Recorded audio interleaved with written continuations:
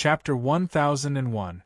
In the afternoon, all the students received a notice and gathered at the field. That was because Li Zishuan was holding a commendation ceremony for the monthly exam. The monthly exam is over. Are you satisfied with your results? There was no flowery opening speech, nor was there a prepared speech. Li Zishuan went straight to the point as if he was chatting about daily life. He didn't like the formalism of his previous life. Not satisfied. Not bad. Li Zishuan's impression in the hearts of the students was still relatively amiable, so as soon as his voice fell, the students below immediately gave different answers. If it had been someone else asking, perhaps there would have been very few students who would have answered. Among the answers, most of them were dissatisfied. Only a few students said that they were satisfied. Li Zishuan pressed his hand down, and the students immediately quieted down. He smiled and said, It doesn't matter if you're satisfied or not. It doesn't change the fact that the first monthly exam is over. As a Yamacho of Yanwang College, I want to tell you today that there's no turning back in life. Yesterday was just a passing scenery. Let bygones be bygones. What you need to do is to work hard to make today a sunny day and tomorrow's hope a reality. No one is born worse than others. If you can't beat others now, it only means that you're not working hard enough. As long as you're willing to work hard, the first place in this monthly exam may be trampled under your feet next time. Do you still have confidence? Yes. Although Li Zishuan's words were not comforting, if one listened carefully, it seemed to contain some kind of magical power. It filled one's body with strength, and some even had goosebumps. Perhaps this was the power of chicken soup for the soul. Therefore, after he finished speaking, more than 600 students immediately roared in unison. Li Zishuan pursed his lips and pretended to be disdainful. He said, Sorry, I don't feel your confidence at all with such soft voices. Tell me loudly, do you still have confidence? Yes. 600 people roared in unison. Their voices were more than twice as loud as before. Instantly, the sound waves shook the heavens. Below the rostrum, Li Gang, Yen Silu, and the others couldn't help but nod secretly when they saw this scene. In the morning class, they found that many students were listless. They understood that many students were not in the mood because they didn't do well in the monthly test. In private, they had also discussed possible solutions, but they did not expect Li Zishuan to stir up the fighting spirit of the students with just a few words. With this kind of ability and this kind of grand prestige in the hearts of the students, they couldn't even be envious. Good. Next up was the monthly tests award ceremony. Students, please give a round of applause. Let's welcome Mr. Li Gang to present the prizes to the top 10 students. Seeing this, Li Zishuan nodded in satisfaction. Smack, smack, smack. Li Gang slowly walked up to the rostrum. The students below the stage cooperated very well and gave a warm round of applause. Looking at the young but vigorous faces below, Li Gang felt as if he had become several decades younger. At this moment, he took a piece of paper from Li Zishuan and began to read. The first place of this monthly test is Jia Jiayin of Year 1 Class 2. He is rewarded with a football and 50 strings of copper coins. Second place is Li Tai of Year 1 Class 1. He is rewarded with a football and 30 strings of copper coins. Third place is Meng Wenhao of Year 1 Class 1. He is rewarded with a football and 10 strings of copper coins. Fourth place is Li Yen of Year 1 Class 2. He is rewarded with 70 strings of copper coins. Ninth place is Zhong Jinxing of Year 1 Class 12. He is rewarded with 20 strings of copper coins. 10th place is Di Jishuan of Year 1 Class 2. He is rewarded with 10 strings of copper coins. Let's invite the students I just read to come up to the stage to receive their prizes. Li Gang was already 80 years old this year. He was not as young and strong as Li Zishuan. Moreover, he did not practice martial arts, so his voice could not reach every corner below the stage. However, the impact was not great. This was because every sentence he said, Mo Zhong would help him pass on a sentence. With this human-shaped microphone, there was no one who could not hear what Li Gang said.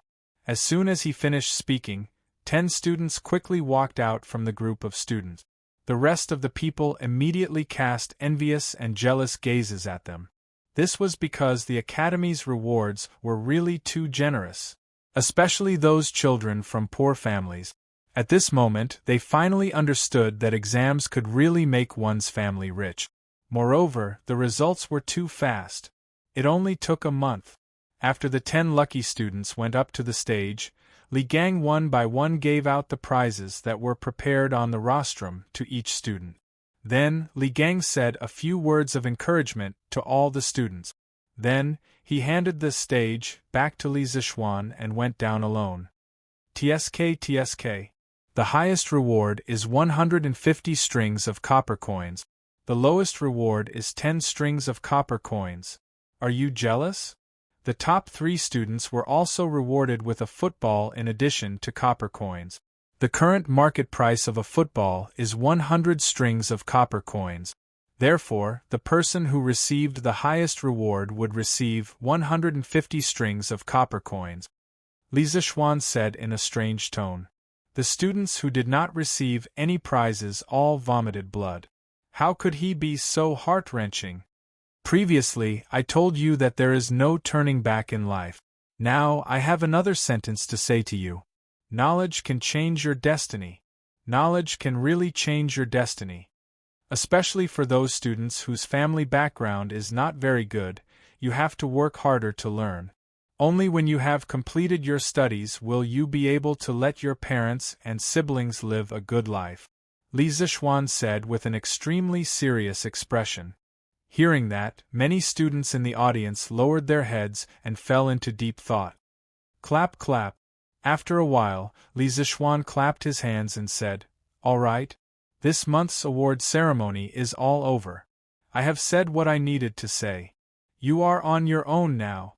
Next up is the Yanwang College Professor Award Ceremony. Mo Lingwei, come up." The students were stunned, and many of the teachers were shocked as well. The students at the back immediately stood on their tiptoes, or tilted their necks and looked forward. They wanted to see who would go up. Wow! So beautiful! They saw a stunningly beautiful woman in a pink dress. Her dignified appearance revealed an indescribable seductive feeling. Her hair was tied up in an extremely delicate bun. The pink dress made the woman's skin reveal a faint pink color. She was extremely beautiful. Her phoenix eyes were glittering and could capture souls and shake people's minds. Her lips were like cherry blossoms, but they could cause endless fanciful thoughts. Most of the students were in puberty. When they saw such a stunning beauty, many of them exclaimed. Li Zixuan, who was standing on the rostrum, had a dark expression on his face. This was because Mo Lingwei had obviously dressed up in advance. He said in his heart, "Big sister, this is the Academy Professor Award Ceremony. It is very solemn and serious, okay? You dressed up like this, are you here for a blind date?" Chapter 1002. Oh. Who is this woman? Why did Yamacho ask her to go up? Didn't Yamacho say that they were going to hold a professor appointment ceremony? Could this woman be a professor at our academy in the future? How is that possible? A professor position is so honorable. Only Mr. Li Gang and the head of the mountain are professors in our academy. What does this woman do to deserve the position of professor? Go. But this lady is too beautiful. Since when did our academy have a female teacher? I just don't know which class this woman teaches. I have to go and listen. Mo Lingwei, who was dressed up, caused a huge commotion among the students. The average age of this batch of students was about 13 years old. 13 years old was the age when hormones were secreted. Usually, the academy was full of men. It was hard not to be excited when they suddenly saw a beauty. Of course, the students thought of the professor appointment ceremony that Li Zixuan had just mentioned and exclaimed in disbelief. How could a woman be a professor at the academy? When did a professor at Yanhuang College become so worthless? F***CK. Isn't this Mo Lingwei? Is she going to become a professor at the academy? In Class 1, Li Tai widened his eyes and said in shock. Others had not seen Mo Lingwei before, but how could he not? Not only had he seen her before, but he also knew that Mo Lingwei was from the Mo family. Haha. Qin-Ke, listen to the voices around you. I really want to see the expression on Xiaoning's face now. Qing Chumo said with a naughty smile. Haha. What other expression can he have? His nose is probably crooked from anger. Yan Xiaoning's expression was unknown, but Mo Huai's old face was as black as the bottom of a pot. When Wang Ji saw this, he joked, Hey! Old Mo, your Ling Wei's title is now higher than yours. As her father, you have to work hard. Ha! TSK. It's said that daughters follow their fathers. I didn't expect old Mo to have such a beautiful daughter, the curly-bearded guest said in a strange tone. He and Mo Zhong were the top fighters in the academy, so it was not a big deal for them to get to know each other better. My daughter is insensible, please don't make fun of her. When this old man returns, I will definitely discipline him strictly. Mo Zhong wasn't in a good mood, so he didn't say much. After a few perfunctory words, he turned around and left with a dark face. Although Li Zixuan had already discussed the matter of Mo Lingwei joining Yanhuang College, he was very dissatisfied with his daughter's attire on such a solemn occasion. Pa. Seeing Mo Lingwei step onto the rostrum, the students below the stage spontaneously applauded. The applause seemed to be much louder than before. What a bunch of little brats who forget their friends for the sake of lust. Li Zixuan grumbled in his heart. Ahem. Ink girl, it's such a cold day, and you're still wearing such thin clothes. Aren't you cold? After complaining about the students below the stage, Li Zixuan looked at Mo Lingwei, who was wearing a pink dress in front of him. His expression didn't change as he spoke to Mo Lingwei in an extremely low voice. He only knew that there were many girls in the modern world who didn't care about the temperature in winter. He didn't expect that there would be such girls in ancient times. Yamacho, this is a woman's matter. You don't understand. Besides, you can't call me Ink Girl anymore. You should call me Professor Mo. Mo Lingwei raised her chin and said with a little bit of pride. Li Zixuan was instantly speechless. He hadn't even started to give her the title of professor, and this girl was already putting on airs. When she became an official professor, wouldn't this girl's tail be raised to the sky? Ahem. After coughing twice, Li Zixuan ignored Mo Lingwei. He turned around and said to the students below the stage, Many of you might be wondering if I made a mistake. Why did I invite a woman up here? Some of you might be wondering how a woman can be a professor of the academy? Haha. I can tell you clearly that I didn't make a mistake. Ink Girl is definitely worthy of being a professor of the academy. Many of you might not know her, but you all know the astronomical telescope in the atrium of Guanghua Building, right? Buzz. After hearing Li Zixuan's words, the students below the stage began to whisper among themselves. Most of them had used an astronomical telescope before. Astronomical telescope? This girl can't be related to the astronomical telescope, right? Oh my God! It can't be, right? I thought that the astronomical telescope was made by Yamacho. If the astronomical telescope is really related to this girl, then it makes sense for her to be a professor. Then this girl is too amazing. Ahem. Quiet down. After allowing the students to talk for a while, Li Zixuan pressed his hands down and signaled for them to be quiet. Then, he continued, You guessed right. The astronomical telescope in Guanghua Building was built by Ink Girl. Yanhuang College is a place to educate, broaden the knowledge of the people, and promote engineering. Here, as long as you are talented and capable, you will be put to good use. It doesn't matter if you don't know how to flatter or be tactful. Here, we only talk about talent, and Yanwang College is only about talent.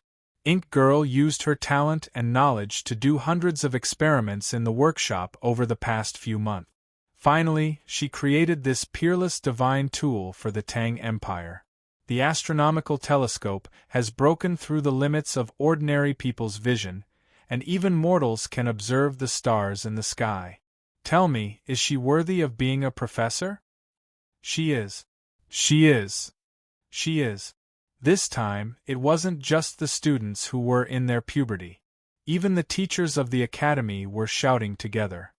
Because of Li Zixuan's speech, the future of the Yanwang Academy's talent promotion policy had been completely set. Only talent, no flattery, no worldly wisdom, and no flattery. Yanwang College was truly a pure academic holy land. Hearing the hundreds of people cheering for her, Mo Lingwei couldn't help but feel a surge of emotion. Thinking back to the hard work she had done in the past few months, she really wanted to say that she didn't regret it. She had fallen in love with this college. Because this college was different. Unparalleled in the world. Good. Then, I, Li Zixuan, in the name of Yanwang College's Yamacho, officially invite Mo Lingwei to be a special professor of Yanwang College. In the future, she will be in charge of Yanwang College's experiments, but not in charge of teaching. I hope that she will continue to work hard and bring glory to Yanwang College. Li Zixuan straightened his clothes and took a dark golden fish talisman from Mo Zhong's hand. His expression was incomparably solemn, and every word was sonorous and powerful, like an eternal oath. His voice was clearly transmitted to the ears of everyone present. After he finished speaking, he handed the fish talisman to Mo Lingwei with both hands. Infected by this solemn atmosphere, Mo Lingwei's expression also became solemn. She took the fish talisman with both hands, then turned around and held it in front of her. Looking at the students, she said, Mo Lingwei accepts the order. Born as a person of Yanwang, dead as a soul of Yanwang. Heaven above, the thick earth is the witness. Chapter 1003. Mo Lingwei's delicate hair bun had been blown away by the cold wind. Her hair danced in the wind, but her body was like a pine tree. She stood upright on the rostrum, motionless. Perhaps she had only come to Yanwang College for fun in the beginning. But now, she felt as if she had been given a mission. Here was a group of people with dreams. They were cute and real. She liked it here. She now somewhat understood why Li Zixuan's family was so rich, why he didn't do his job even though he was in a high position, and why he liked to come to the academy to cause trouble. Because some things were more precious than money and fame. Born as a citizen of Yanwang, dead as a spirit of Yanwang. Born as a citizen of Yanwang, dead as a spirit of Yanwang. When they heard Li Zixuan say that Mo Lingwei would only be in charge of the Yanwang College's experiments and would not participate in the teaching, the students were disappointed. But perhaps emotions were contagious, or perhaps Mo Lingwei's words resonated with the students. At this moment, the students all unanimously cheered for Mo Lingwei's powerful and sonorous vow. After a full quarter of an hour, the cheering stopped. Mo Lingwei bowed and then walked down the rostrum. Everyone thought that today's assembly would be over and that they would return to their classes and find their respective teachers. But who knew that Li Zixuan was going to stir up trouble again? Ching Chumo, come up. Li Zixuan looked at the students of Class 1 and said expressionlessly. Everyone was stunned and did not understand this. Why did Yamacho suddenly call for Ching Chumo? Could it be that they want to appoint Ching Chumo as a professor of the Yanwang College? Some students guessed with uncertainty when they thought of Mo Lingwei. But as soon as this was said, it was immediately refuted. Bullsh *T. How is that possible? I saw it this morning. Ching Chumo's monthly test results are in the 400s. He's even lower than me. If he can be a professor, then the rest of us can too. Yeah. I'm in the 200s this time. There were different opinions. The students of Class 1 all looked at Ching Chumo. Ching Chumo, who always liked to be in the limelight, was now like an ostrich, lowering his head and counting ants on the grass. It was as if he did not hear Li Zixuan calling for him. F***ck. Ugly ox. Yamacho is calling for you. Why aren't you going? Maybe you'll be a professor too. Sun Zifan was standing to the left of Ching Chumo. Seeing this, he could not help but touch Ching Chumo's arm and whispered. Bullsh***. Whoever wants to go, go. I'm not going. It's not something good. Ching Chumo shook off Sun Zifan's hand and said angrily. Ugly ox, how can you? Did you do something wrong and we don't know about it? Li Tai asked curiously. Ching Chumo, come up. Do you want me to go down and invite you up? Just as Ching Chumo was about to argue, Li Zixuan's voice came from above. Ching Chumo had no choice but to walk up to the rostrum. He walked unwillingly and dragged his feet. It was as if something terrible was waiting for him. Under the gazes of tens of thousands of people, Ching Chumo slowly ascended the rostrum. Li Zixuan did not wait for him to ask, but handed him a piece of paper with some words written on it. Read it. As long as you can finish reading it, I'll let bygones be bygones. Ching Chumo was dumbfounded. The students looked at each other. They did not know why Li Zixuan had spent so much effort to invite Ching Chumo up. Li Tai, Sun Zifan, and Yuchi Bao Lin looked at each other. Li Tai said uncertainly, What's that? Bao Lin, you can see very far. Help me take a look. Okay. Yuchi Bao Lin responded and looked at the paper. After a while, he replied, Chinke, that seems to be the self-reflection letter that we handed to Yamacho this morning. It should be Brother Chonyo's. I remember that he only wrote half of it. Self-reflection letter? Li Tai was stunned. Then, he said happily, hee.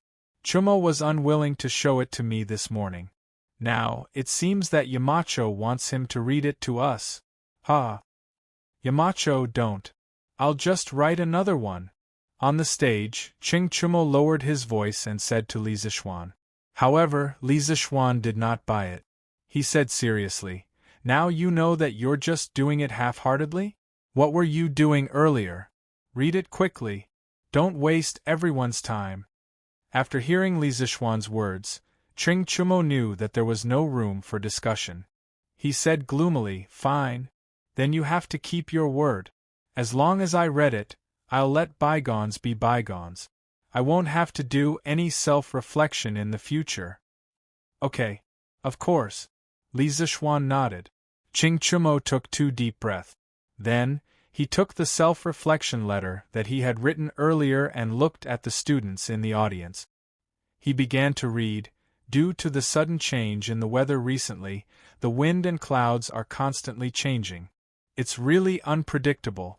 Originally, my mood and body were fine, but due to the cold wind, boom. Such a weird and uncultured opening immediately attracted the attention of all the students. The students in the audience could not help but whisper among themselves. Li Tai burst out laughing. F***ck. No wonder Chonyo was unwilling to show me his self-reflection letter. It's so vulgar. Ching Chumo's face turned red. Yes, even someone as thick-skinned as him would feel embarrassed. However, he had already read it. There was no reason to back down. If he backed down, he would have to write another self-reflection letter. How troublesome would that be? He might as well read it all at once. Anyway, he had already embarrassed himself. What was there to be afraid of? Due to the cold wind, I wanted to drink. In a moment of confusion, I committed a heinous crime. At the wrong time, at the wrong place, I did a wrong thing, which was to gather people to drink in the academy. At this point, the students finally realized that Ching Chumo had committed a crime. Now, I have deeply realized my mistake. Classmate on the left, I'm sorry. Classmate in the middle, I was wrong. Classmate on the right, can you forgive me? I believe that you can forgive me. Yes, thank you. As the saying goes, practice makes perfect. At the beginning, Ching Chumo felt a little embarrassed to read it in front of so many people. However, as he read it, he became more and more fluent. He finished reading the remaining 100 words in one breath. However, the students in the audience were laughing so hard that their stomachs were about to burst. Ah! Is Ching Chumo writing a self-reflection letter? This is too funny. How can there be such a self-reflection letter? Drinking is just drinking. How can it be related to the weather? It seems like it's really related. Ah. Chapter 1004. In the future, no student is allowed to drink alcohol in the academy. I don't care if it's outside the academy, but it's absolutely forbidden inside the academy. Violators will be publicly criticized throughout the academy. I hope everyone will remember this. In Yenwang College, after Ching Chumo finished reading the self-reflection letter, he immediately slipped away. Li Zixuan stood with his hands behind his back and spoke to the hundreds of students below the stage. In ancient times, famous scholars generally liked to drink, as if not drinking could not reflect their heroic spirit and literary talent. For example, Li Bai and Du Fu. However, everything depended on the specific situation. Firstly, the Yenwang College students were still relatively young. In his previous life, most of them had just entered junior high school. Secondly, with the popularity of the Drunken Immortal and the Land of Warmth, the alcohol culture of the Tang Dynasty had undergone a great change. More and more people liked to drink strong alcohol like the Drunken Immortal. Li Bai was known as the Immortal of Wine that would not get drunk after 1,000 cups, but that was because he had never encountered the Drunken Immortal. The students were still in their puberty period. Drinking too much of this type of alcohol would only harm their bodies and not do them any good. Furthermore, the academy was a sacred place for learning. In modern times, no school encouraged students to drink alcohol on campus. The students' hearts tightened. Even Ching Chumo, who was close to Li Zixuan, was punished for drinking. It seemed that Li Zixuan was serious. They all secretly thought that they could not drink in the academy in the future. All right. Dismissed. Students from each class, please leave in an orderly manner. After saying all that needed to be said, Li Zixuan announced the end of the meeting. The 600 students from the 16 classes left the field in an orderly manner. Yamacho, have you seen my father? After leaving the rostrum, Mo Lingwei walked over and asked. Li Zixuan had a strange expression and replied, I just saw Mr. Mo leave early. I think he should be in the teaching building now. However, I suggest that Ink Girl look for Mr. Mo later if there's nothing urgent. Mo Lingwei was not stupid. She rolled her eyes and wrinkled her nose. Oh, Yamacho has a point. Then I'll go back and change first. I'm freezing to death. After saying that, the girl waved at Li Zixuan. Then, she hugged her shoulders, curled up into a ball from the cold, and quickly walked out of the field. Li Zixuan was speechless. Women were indeed creatures that were hard to understand. Volume 11. The Descent of a True Immortal Chapter 2446. Ascending to the Immortal Realm. Taoist Xian nodded in response. This is merely an unfulfilled wish of my former master, and he'll only be able to fulfill it after you ascend, Taoist Xie replied. At this moment, the 5-colored cloud in the sky grew larger and larger, and an indescribably heavy aura emanated from it. In the south of Chang'an, in the reclining lane, Lin Mansion. On this day, Lin Hao was lying in the courtyard, basking in the sun while enjoying the massage from the maidservants. At the same time, he was also listening to the maidservants reading him the latest issue of A Record of a Mortal's Journey to Immortality. After an unknown period of time, Han Li slowly opened his eyes in a cool breeze, and the face of a handsome young man appeared in front of him. The man smiled at him, revealing a set of white teeth. My name is Gao Xing, and I welcome you to the Northern Frost Immortal Realm. Lin Hao's eyes narrowed as he was enjoying the grotesque and variegated world of cultivation. Suddenly, he heard the servant girl say the words complete, and he couldn't help but be startled. After a long while, he muttered with a complicated expression, "It's finished." He was introverted by nature, and did not like to interact with others. Before this year, his biggest dream was to stay at home.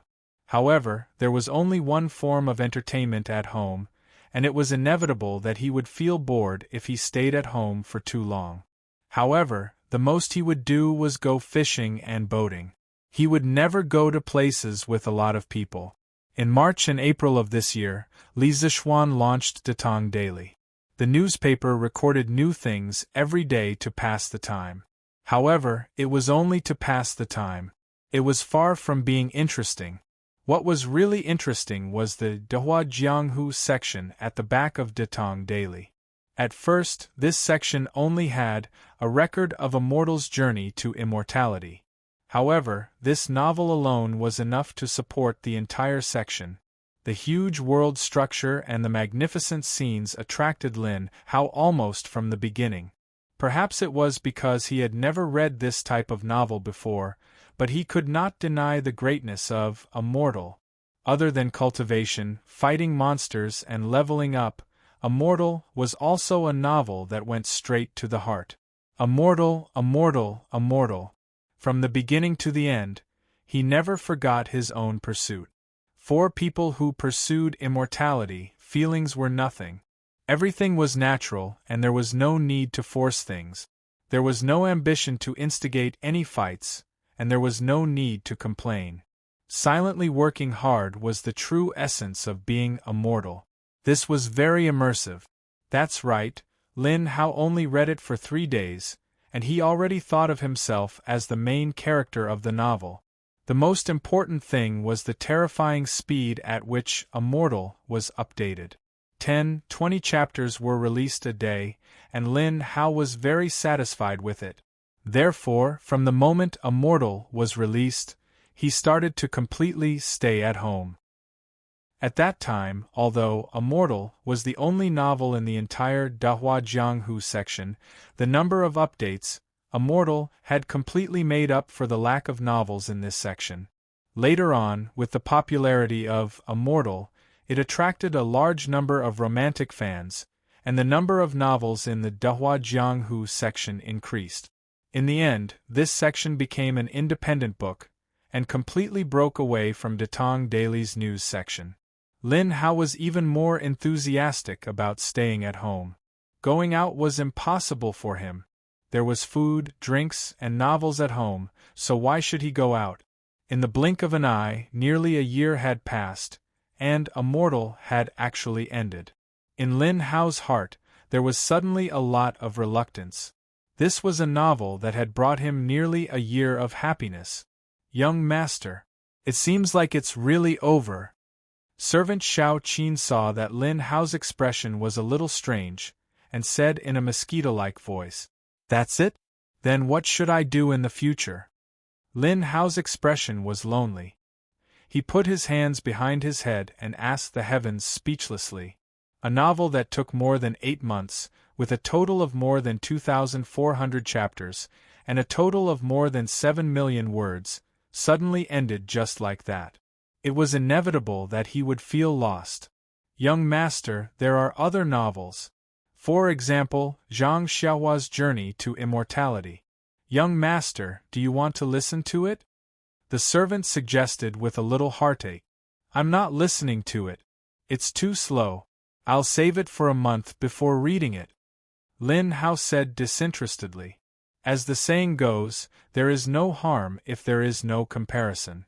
Although there were more than 50 novels in Tang Daily, Dahua Jianghu, that were being updated at the same time, compared to Immortal's speed of more than 10 chapters per day, the rest were really just trash. This made Lin Hao feel very dull. Chapter 1005. Young master, when I went to Shi City to help Madame buy something, I overheard some people talking about something very interesting. Xiao Shi, who was massaging Lin Hao's shoulders, suddenly said with a smile when she saw that her young master was in low spirits. "Oh? Tell me about it. How is it interesting? Lin Hao opened his eyes and asked with great interest. Xiao Shi thought for a moment and then began to act out vividly. Young master, one of the two young men was called Su Liang, and the other was called Wan Hong. When I was buying things, they were bragging. At that time, Su Liang said, Alas!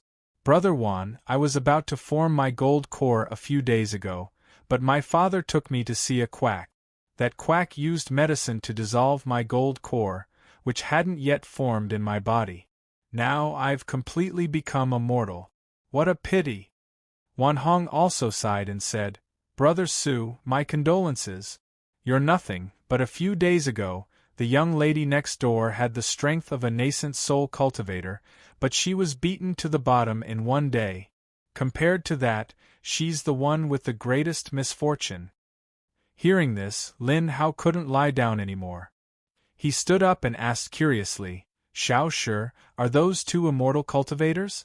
There are actually nascent soul cultivators in Chang'an City? As a senior fan of Mortal, he naturally knew the immortal cultivation realm in the book like the back of his hand, so when he heard Xiao Shi mention the words gold core and nascent soul, he became inexplicably excited. Unexpectedly, the maidservant Xiao Shi giggled and continued, That's not it, young master. At that time, I had the same thought as you, but at that time, another young man came and said, Hey, Su Liang, I heard that you had stone rain a while ago. How are you now? In ancient times, all kinds of calculi were called stone showers. Different from modern high-tech methods, when ancient people got calculi, if the calculi were not big, they could expel the calculi from the body through 3 methods: exercise, drinking water, and traditional Chinese medicine. In the courtyard, Lin Hao was stunned for a full 3 to 4 breaths of time before he burst into laughter. Pah! Ha! So this guy got Shi Lin, and actually said he was about to form his gold core. What a joke! Ha! The other 3 servant girls couldn't help but cover their mouths and chuckle. The previously depressing atmosphere in the courtyard immediately lightened up. Xiao Shi, that guy called Wan Hong, what's going on with the little girl who's about to reach the nascent soul stage? After laughing for a long time, Lin Hao laughed until his stomach hurt. Only then did he gradually stop laughing. He thought of another person and asked. At this time, he also guessed that the nascent soul stage lady that Wan Hong spoke of was probably just a joke. Xiao Shi said with a smile, Young master, please listen to Xiao Shi. After Su Liang saw that his secret was exposed, he quickly left with his tail between his legs. Coincidentally, at this time, a couple came out of a nearby medicine shop with a baby in their arms. Someone in the crowd shouted, Wan Hong, isn't the little girl next to you Master Zhu's wife? I heard that his wife just gave birth to a big fat boy a few days ago. When did his wife become a nascent soul cultivator? Haha. Interesting, interesting. It turned out that the young lady was pregnant. Haha. This Wan Hong is too funny. He actually said that a pregnant woman is a nascent soul expert. I'm dying of laughter. Ha! I can't laugh anymore. Ha! After listening to the maidservant Xiao Shi's words, Lin Hao couldn't help but burst into laughter again. The maidservants also laughed until they were trembling. For a moment, the courtyard was bustling with noise and excitement. After a long time, Lin Hao's face regained its calmness. He got up and rubbed the maidservant Xiao Shi's head. He sighed and said, Okay. I'm in a much better mood now. Thank you, Xiao Shi. It's good that the legend of a mortal's journey to immortality is over. It's time for me to review my homework. The maidservant Xiao Shi said shyly, Young master is so hard-working. If master and old madam know, they will definitely be very happy. Ha ha. Lin Hao shook his head and smiled inexplicably. Then he said, Go take 1,000 strings of cash to the Datong Daily Editorial Office and reward Leather Knight. Take it as a thank you to him for his The Legend of a Mortal's Journey to Immortality for half a year. Ah? 1,000 strings of cash?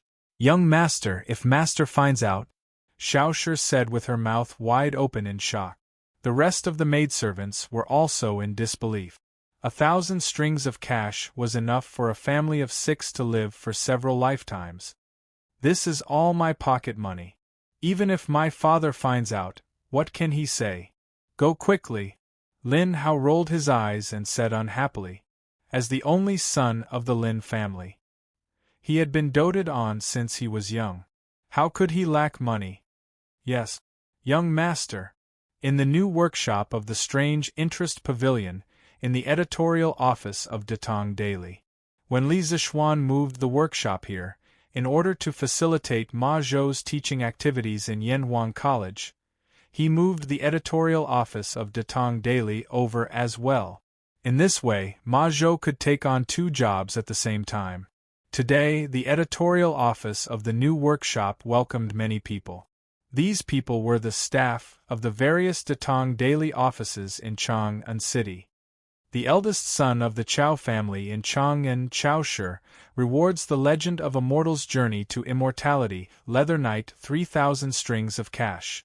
The eldest son of the Murong family in Chang'an, Murong Jun, rewards the legend of a mortal's journey to immortality, Leather Knight, 1,000 strings of cash. The eldest son of the Wang family in Taiyuan, Wang Renbiao, rewards the legend of a mortal's journey to immortality, Leather Knight, 10,000 strings of cash. Ever since the first carriage full of copper coins drove into the workshop, the page boys' singing never stopped. Previously, in order to make it easier for readers to reward their favorite novels, the editorial office of Tang Daily had specially set up offices in Chang'an and even more than 300 states and counties across the country to accept rewards and give fan badges to the recipients. Normally, every 10 days, the various offices would send the rewards they received to the editorial office of Tang Daily in the workshop. However, today was different. With the completion of the mortal, the hundreds of thousands of readers who had accumulated in the past 8 months suddenly went crazy. They lined up to the Tang Daily office to reward the mortal. The rewards ranged from a few hundred copper coins to tens of thousands of strings of cash. The warehouses of the major offices in Chang'an City where the copper coins were stored were immediately filled to the brim. For safety reasons, the various offices hurriedly sent people to the new workshop in Plum Village to deliver the copper coins. On the cement road from Plum Village to Chang'an City, one after another, money trucks appeared in an endless stream. Fortunately, the road from Chang'an City to Plum Village had already been repaired. Fortunately, this place could be considered the foot of the emperor, so the security was not bad. Otherwise, such a huge amount of money would be tempting. What's the 100th? When Ma Zhou received the news, he immediately rushed over from Yanhuang College. Hearing the rewards coming in one after another, his head started to ache. This scene was simply too crazy. Godfather Ma, this is the 950th person who has rewarded more than 100 strings of cash. Song Xiaoxi replied. 951? Oh my God, are there going to be 1,000 league leaders today? Ma Zhou was not someone who had not seen the world. However, when he heard such a result, he could not help but be flabbergasted. 1,000 league leaders appearing in a day? Wasn't this too crazy? The income that the mortal brought to the editorial office of Tang Daily was actually several times more than the total income of the other 50-plus novels combined. How could anyone live with this? Chapter 1006. The ending of The Mortal triggered a huge tipping chain effect. Tang Daily's offices in Chang'an City were overcrowded with people. Thousands of copper coins were being pulled in continuously. The shopkeepers of the other shops were envious, because the income of this office in a day was equivalent to 10 or even 100 years of their income. TSK. It really made one's eyes red with envy. But the one who benefited the most should be the Leather Knight who wrote The Legend of a Mortal's Journey to Immortality, right? He will get a share of the tipping Tang Daily receives. I didn't expect this. Writing novels can actually make so much money. The shopkeeper of a calligraphy and painting shop next to the Tang Daily's office stood at the entrance of the shop. He couldn't help but sigh as he looked at the rich people next door. This old man must have not seen the miserable situation of the other failed authors. That's why he was so emotional, right? Xiaole? Why did you come out from there? The shopkeeper's eyes suddenly widened. He saw his shop assistant coming out of the office. He quickly went forward to grab the assistant and asked, Shopkeeper, I saw that it was quite lively here, so I went to take a look, the assistant said hurriedly. Just to take a look? The shopkeeper was old and experienced. How could he not see that the assistant was lying? I really just went to take a look. Nonsense? Tell me, how much did you tip them? The shopkeeper was so angry that he kicked him. The manservant subconsciously dodged, but he didn't expect that a light blue badge would fall out from his sleeve. The shopkeeper bent down and nimbly picked it up. After looking at it carefully, he suddenly said in a bad mood, You're too young. You're too young. You stinking brat. Just a while ago, you were complaining to me that you were poor and that your mother was sick. Now, you actually went to tip The Legend of a Mortal's Journey to Immortality.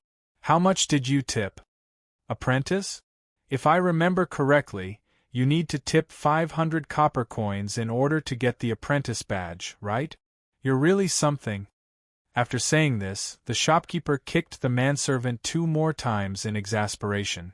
Shopkeeper, I didn't lie to you. My mother was indeed sick before, but she has already recovered. These 500 copper coins were saved by this little one over the past half a year of frugality. I feel that A Record of a Mortal's Journey to Immortality is well written. Now that it's finished, I have to do something. The manservant rubbed his buttocks and argued. The shopkeeper frowned. A moment later, he slapped the back of the manservant's head and said, Bastard! Why didn't you tell this old man that you wanted to give a reward? Go and tell the accountant to withdraw 10 strings of coins. Help this old man reward The Legend of a Mortal's Journey to Immortality. The manservant was stunned, and then he replied with a smile, Hey, I'll go right away. A moment later, the manservant came out with a large bag of copper coins. Suddenly, he hesitated for a moment and said, Shopkeeper, are you only giving 10 strings of coins? I feel that with your status, you should at least reward him with an alliance master. He had yet to see what the guild leader badge looked like. It was a good opportunity to broaden his horizons. Scram! The shopkeeper's face darkened as he roared. This was only a miniature version of Mortal's fans, but it also showed how popular Mortal was among the masses. From the commoners at the bottom to the officials and dignitaries at the top, there would always be people who would laugh and be moved by Mortal. Now that Mortal had finished, it was like a fuse that completely ignited the love of Mortal in their hearts. Naturally, the rewards would come flooding in. In the afternoon, Li Zixuan found out about the crazy rewards caused by the ending of Mortal. In fact, he hadn't paid attention to this novel for a long time. This was because he had already finished writing the rest of the novel more than a month ago. At Tang Daily, the daily updates were the drafts that he had submitted in advance. Marquee. The reward income from this day's rewards is probably tens of thousands of strings of coins. Aren't we making too much money? Ma Zhou exclaimed to Li Zixuan as he held a report in his hand. At the beginning, the business under Li Zixuan's name was Tang Daily. Later on, when Tang Daily started to accept advertisements from commoners' shops, they recovered some of their losses.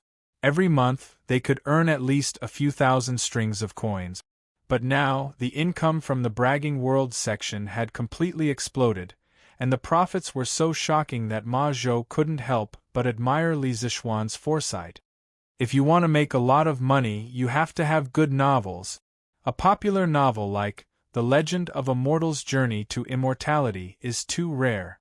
Li Zixuan shook his head and said, It was undeniable that The Mortal had some shortcomings, but it was also a great novel.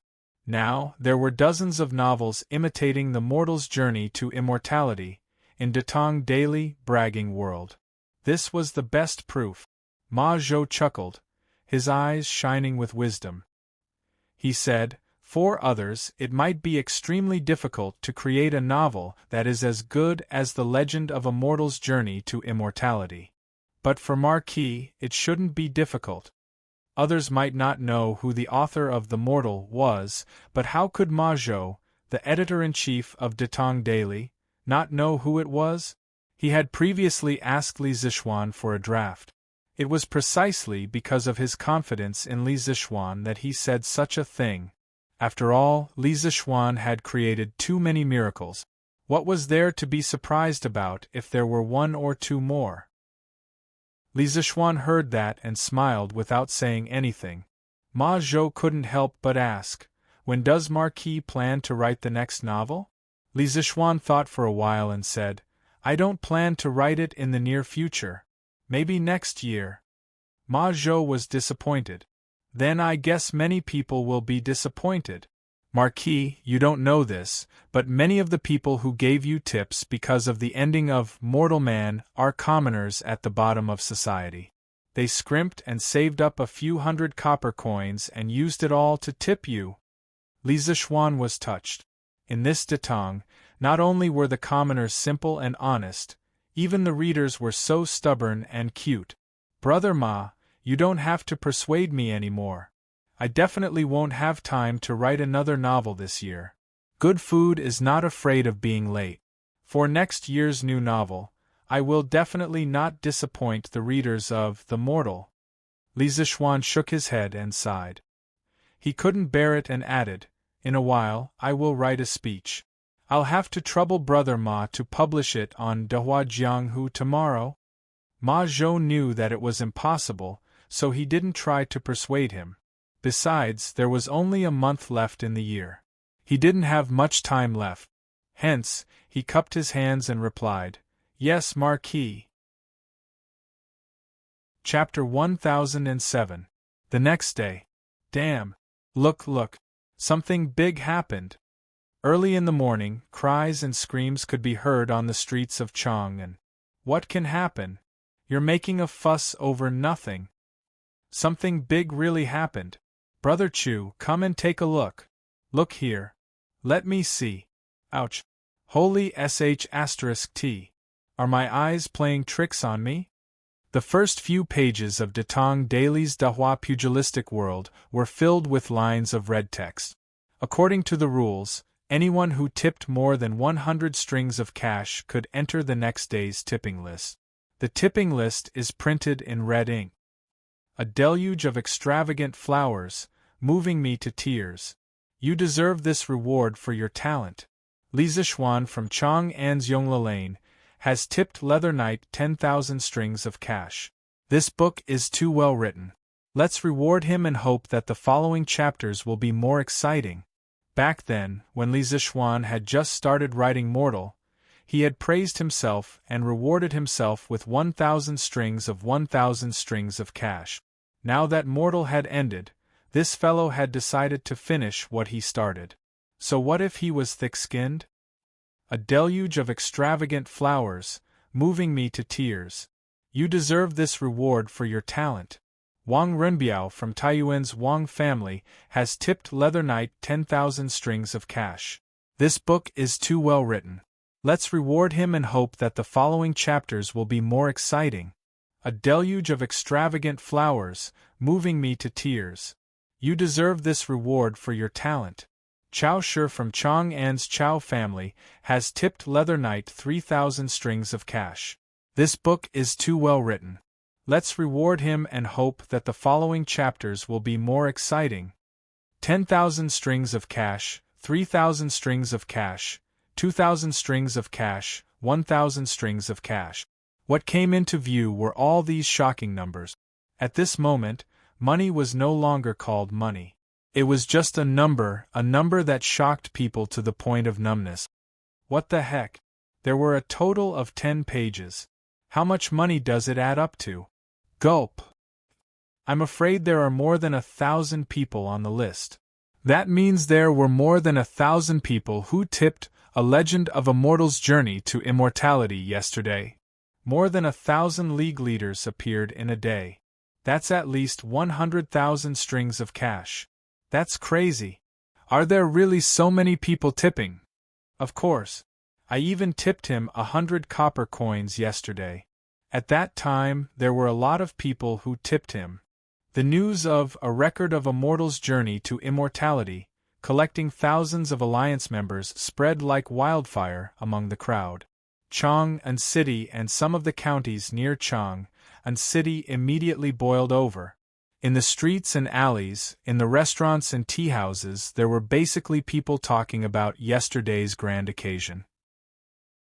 Many people proudly took out their mortal badges, indicating that they were also part of the reward army yesterday. From this, one could see how popular mortal was.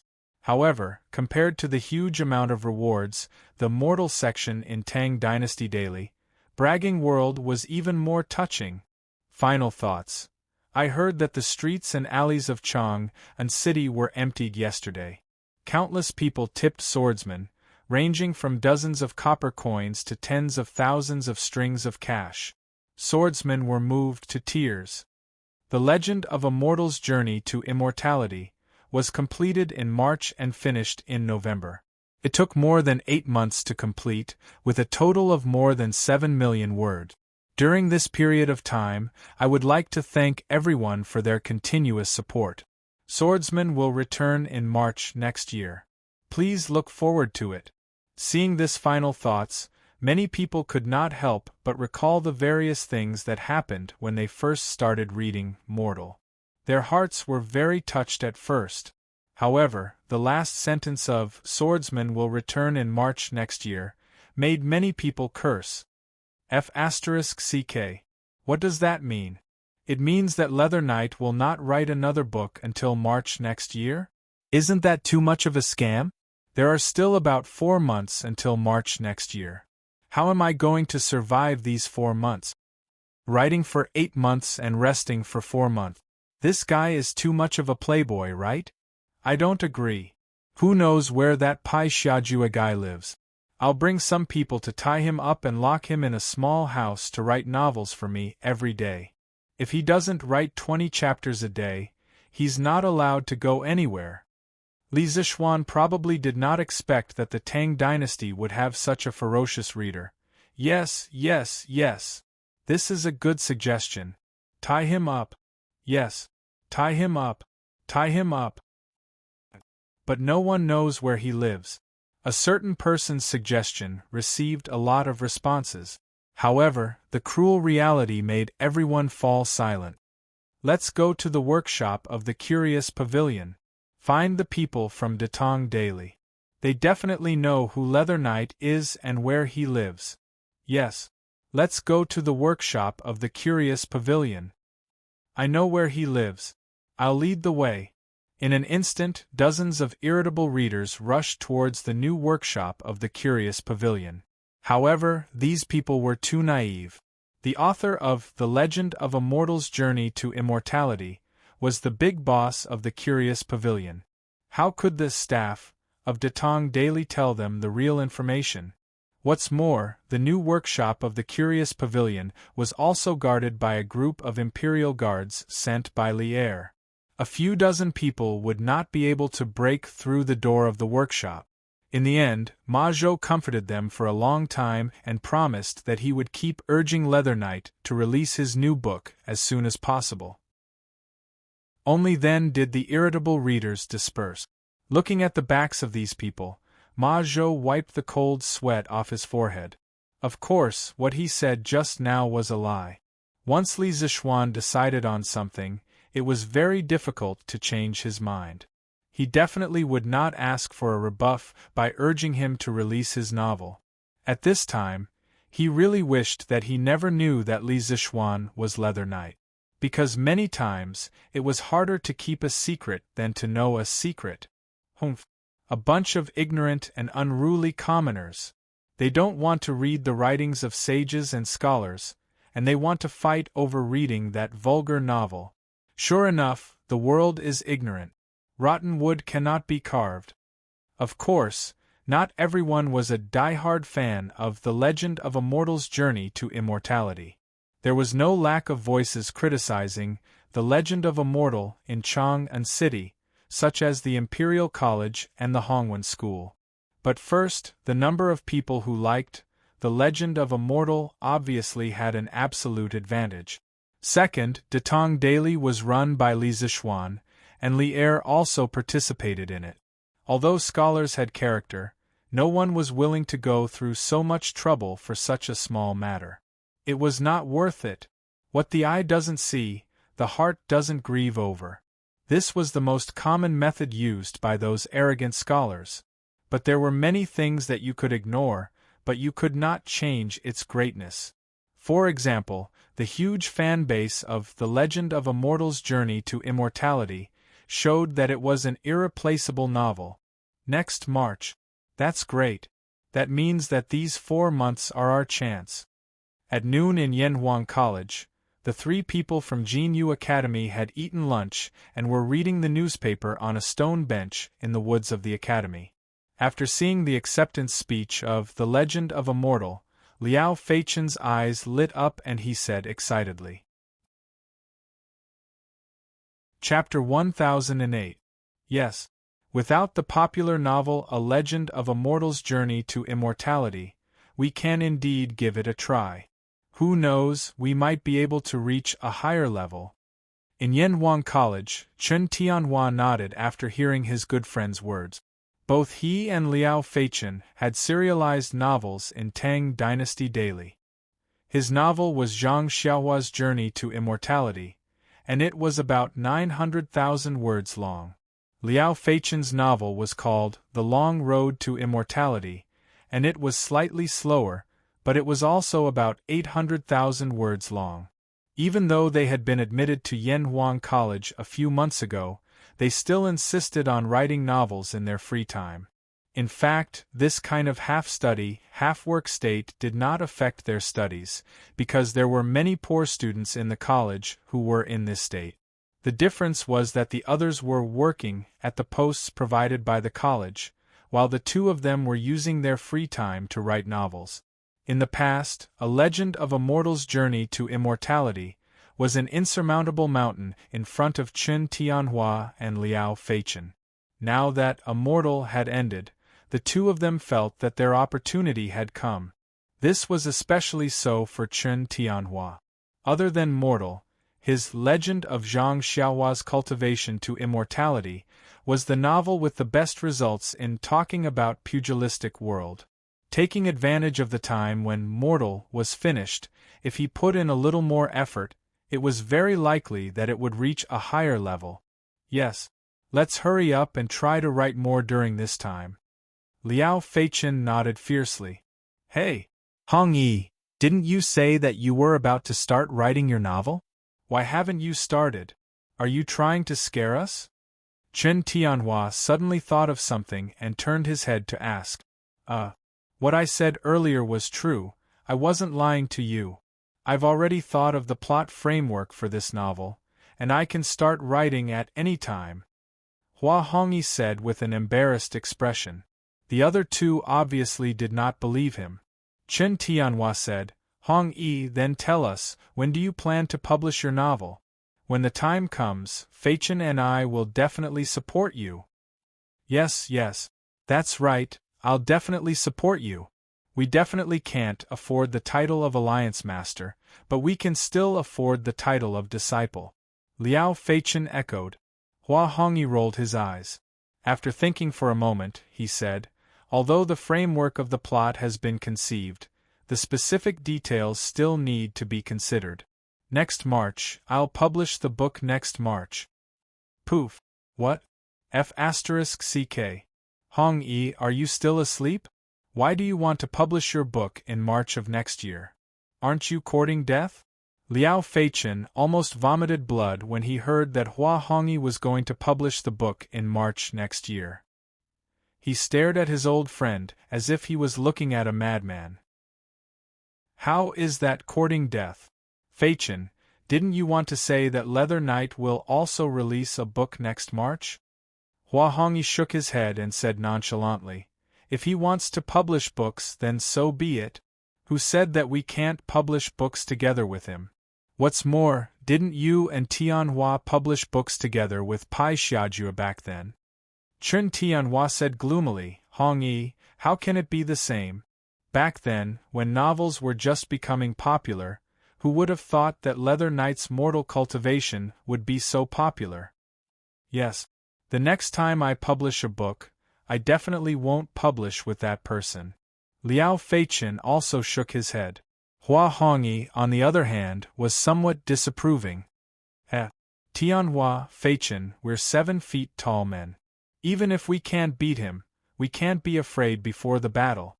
Besides, I have confidence in my novel. It might not lose to Leather Knight. Chen Tianhua and Liao Feichin shook their heads. They secretly thought that their good friend was really fearless because he didn't know anything. Let's talk about it when he gets bumped. Marquis, Manager Fu and Fu Bin request an audience.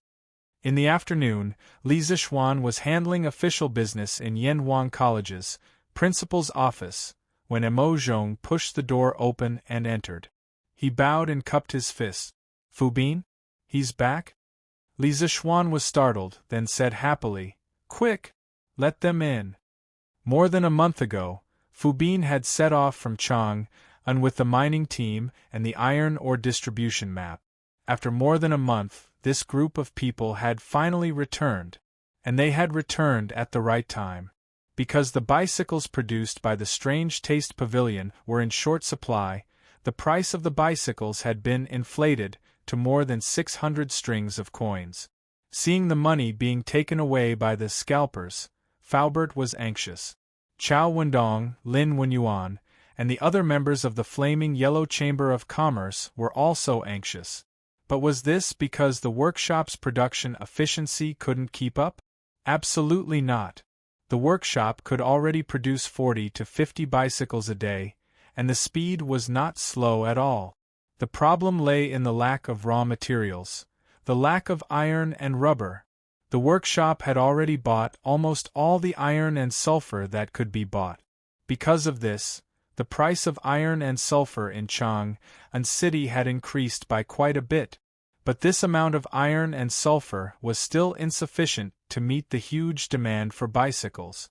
Now that Fu Bin was back, as long as they could find an iron or sulfur mine, no matter how big or small, they could alleviate the Strange Taste Pavilion's urgent need. Young master. Not long after, Fu Bin came in under Faubert's lead. He cupped his fists and bowed to Li Zixuan. Obviously, Fu Bin had gone to find his uncle as soon as he returned. Faubert, you don't have to be so courteous. Quick, have a seat. Li Zixuan stood up and pointed to the sofa opposite him as he hurriedly said to Faubert. Faubert saw that Li Zixuan was not purposely being courteous, so he thanked him and sat down. Only then did Li Zixuan look at Fu Bin. Compared to more than a month ago, this guy's face was a little less immature. Presumably, this was his first time going on a long journey, and he had gained a lot of experience. Haha. Xiao Bing. Did you encounter any danger along the way? Li Zixuan asked with a smile. Fu Bin's heart warmed when he heard this. Li Zixuan did not ask him about the results of the mining. Instead, he asked if he encountered any danger. This was very heartwarming. Young master, we did not encounter any danger. There were only a few small twists and turns. But in the end, we did not disappoint you. Not only did we find 2 iron and sulfur mines in Yifang County, we also found a big coal mine. But this coal mine does not seem to be of much use to you. Fu Bin knew his limits and did not wait for Li Zixuan to ask. He took the initiative to tell Li Zixuan the results of this trip. When Li Zixuan heard that Fu Bin had found 2 iron and sulfur mines in Yifang County, he was shocked. He had only marked a few rough locations on the map.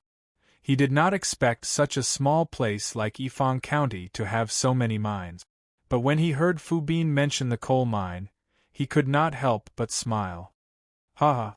Who says the coal mine is useless? Xiao Bing, the few of you did well this time. I am very satisfied and will reward you handsomely. Haha! Chapter 1009. It was normal that Li Zixuan did not know about Yifang County, but if it was Lan County, he would definitely know about it. In the modern era, Shaanxi Province had 546 billion tons of usable reserves and 514 million tons of unusable reserves, ranking fourth in the country. This did not include the Shaanxi type of limonite or that was widely distributed but had not been explored. Among them, 89.3% of the discovered iron ore resources were concentrated in Lan County, 2 billion tons, and Wutai Mountain, 625 billion tons. Other than iron ore resources, Lan County was also rich in other mineral resources, such as coal, iron, manganese, sulfur, marble, granite, and so on. It could be said that it was a real mining county. Lan County was called Yifang County during the Tang Dynasty's Jingguan period, and it was the capital of Lan Province at that time. Therefore, it was not surprising that Fu Bin could find 2 iron ore mines, 2 sulfur mines, and a big coal mine in Yifang County. Thank you, young master. In Fu Bin's eyes, Li Zixuan was a real big shot. Now that he could get Li Zixuan's praise, he was overjoyed. Ahem. Young master. Forgive me for being blunt, but this coal mine is very difficult to mine. If we can mine a large amount of coal, it'll be fine, but if there's no coal and it's all coal, then it'll be a big loss. Faubert was obviously more mature and looked at the long term. He said to Li Zixuan worriedly, Faubert, why is coal useful? I understand now. But Faubert, you don't have to worry. To me, coal is useful, but coal is also useful. Just as Li Zixuan was about to ask why charcoal was useful and coal was useless, some memories of his predecessor suddenly emerged. He quickly swallowed the words that were already at the tip of his tongue and changed his word. His predecessor's memory told him that although people had started to use coal, coal was not popular yet. The history of ancient coal mining in China can be divided into 4 stages. The pre-Qin dynasty was the discovery and early exploitation of coal. The Western Han dynasty to the Northern and Southern dynasties was the mature stage of coal exploitation. The Sui, Tang, and Yuan dynasties was the general development and rapid progress of coal exploitation. The Ming and Qing dynasties was the heyday of ancient coal exploitation. However, it should be noted that the coal mentioned above was mainly referring to charcoal, not coal. At least before the Song dynasty, coal was not used on a large scale. This was because the unprocessed coal dug out from the coal mines was difficult to burn fully. On the other hand, this kind of coal would emit a lot of soot when it was burned. Therefore, the people would rather burn firewood than coal. This was because the smoke emitted from firewood was less than that from coal. It wasn't until the late Tang dynasty that the technology of using coal to make coke appeared. According to the Tang dynasty scholar Kong Pian's drama talk log, when the rich and powerful children of Luoyang used coal to cook rice, they would first burn the coal to remove the smoke. This was called cooked coal or refined coal, and then they would use this refined coal to cook rice. This type of refined coal was closer to coke, but because it wasn't deliberately burned, it was only the prototype of coke. In the Song dynasty, the coking technology was perfected, and the raw coal processing and utilization in our country entered a new stage, and the use of coal gradually became more widespread. During the Ming and Qing dynasties, the development and utilization of coal in our country had reached the heyday. Similar to the previous salt and iron dictatorship, the mining rights of coal had been nationalized, and coal mining taxes had been collected. What? Young master has a way to use raw coal? Fu Bin didn't think much of it, but Faubert's eyes suddenly widened. He sat up straight from the sofa and said in shock. As long as one had a little bit of common sense, they would know that if raw coal could be used, then a coal mine could bring an amazing amount of wealth. Li Zishuan didn't deny it and nodded happily and said, I do know some ways. Therefore, this coal mine must be mined. Whether it's charcoal or coal, we want it all. Faubert said excitedly, if young master really has a way to use raw coal, then of course this coal mine must be mined. Li Zishuan smiled. He muttered to himself for a while, then looked at Fu Bin and asked, Xiaobing, previously you said that you met with some problems in Yifang County. What exactly happened? Fu Bin scratched his head and replied, Young master, it's like this. When we first arrived at Yifang County, we were targeted by a few local ruffians. Those ruffians heard our accent and knew that we came from Chang'an, so they wanted to collect toll from us. Biao Zi was furious, so he gathered his brothers and beat up those ruffians. Originally, it was nothing much, but who knew that those ruffians were related to the county magistrate's son? That county magistrate's son didn't know what was right and wrong, so he ordered the bailiffs to arrest us and put us in jail. Luckily, Biao Zi's martial arts were much better than those bailiffs, so he took advantage of the chaos to escape. 2 days later, the county magistrate interrogated us. Actually, it was just a formality. In court, those ruffians became the good guys, and we became the bullies who bullied the weak and feared the strong. The county magistrate and deputy county magistrate didn't even give us a chance to defend ourselves and wanted to send us to a mine in the county to do hard labor. Luckily, Biao Zi arrived in time and brought along the Lan Province's provincial governor's office. Those 2 days, he was carrying young master's warrant and went to the Lan Province's provincial governor's office to get reinforcements. At that time, the Lan Province's provincial governor was not in the government office, so the county magistrate came over. What happened after that was logical. The county magistrate of Yifang County did not teach his son well and allowed his son to keep evil slaves, disrupting the law and order. He was removed from his position and investigated by the Lan Province's provincial governor. Even the deputy county magistrate was not spared. After this incident, we no longer met any obstacles when we were looking for ore veins in Yifang County. After hearing what Fu Bin said, Li Zishuan curiously said, Hey, there's such a thing? This Lan Province's provincial governor is not bad. Xiaobing, thank you for your hard work. Marquis, you don't need to sympathize with this kid. When you are outside, you should wear normal clothes to keep a low profile. Are you afraid that others will not know you are from Chang'an? There are so many people going to Yifang County. Why didn't those ruffians look for other people? Why did they look for the few of you? Isn't this your own fault? Faubert sneered and scolded them mercilessly. Fu Bin's face was immediately filled with embarrassment. Clearly, Uncle Fu's words had hit his sore spot. Li Zishuan looked at Fu Bin and laughed. Faubert, you can't say that. This person was walking on the streets and was knocked down by someone. Can you blame that person for not going out today? Xiaobing and the rest did not break the law and were bullied by the ruffians. How can they not retaliate? Before they left, I had told them not to create trouble, but they cannot be afraid of trouble. I feel that they had done well this time. Furthermore, Xiaobing and the rest had unintentionally helped the people of Yifang County to get rid of a big problem. Not only did they not do anything wrong, but they also did a good deed. Ha!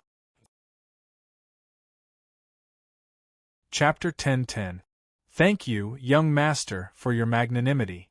Fu Bin will definitely follow young master's lead. Yanwang College, Principal's Office. Fu Bin was moved to tears when he heard Li Zishuan speak up for him. In fact, when they arrived at Yifang County with a huge sum of money, they were indeed a little smug. They were dressed in fancy clothes, and it was obvious that they were not ordinary people. That was why the local ruffians came looking for them. Before coming to Li Zishuan's place, his uncle had already harshly reprimanded him. Originally, He thought that he would be reprimanded again. He didn't expect that not only did Li Zixuan not reprimand him, he even spoke up for him. How could he not be touched? Ha ha! Li Zixuan heard this and could not help but laugh. Perhaps Fu Bin had been hanging out in the streets since he was young, and he had the aura of a ruffian, which could be heard from his words. Calling him a ruffian was not referring to him being bad. Normally, people like him were more loyal and righteous. If you treated him well, he would also treat you well. That was the general meaning of it. Are you so easy to bribe? I only spoke a few words for you, and you are already following my lead? Li Zixuan found it funny. Fu Bin quickly waved his hand and said anxiously, "It's not like that, young master. I, Fu Bin, have been hanging out in the streets for so many years. Whoever is sincere to me, in my heart, I will." "Alright, that's enough. I understand everything." Li Zixuan smiled and interrupted Fu Bin, then said, "Xiao Bing, you are now familiar with Yifang County. You should be able to handle the local officials. I want to let you manage those few mines. Are you willing?" Fu Bin's body trembled and froze on the spot. Before he could say anything, Faubert quickly said, "Young master, you can't do that. Fu Bin is still young and inexperienced. How can he manage such a big mine? If this brat were to ruin young master's plans, how would this old man have the face to see young master again?" In fact, Faubert was doing this for the sake of his nephew, because he knew better than anyone else how capable Fu Bin was. Fu Bin also reacted at this time. He cupped his fists and said, "Young master, you'd better take back your order. If you want me to help you gather information or search for people, then I can do it. But I definitely can't manage a mine. I know what I'm capable of." Li Zixuan smiled. In fact, he was just testing Fu Bin's reaction.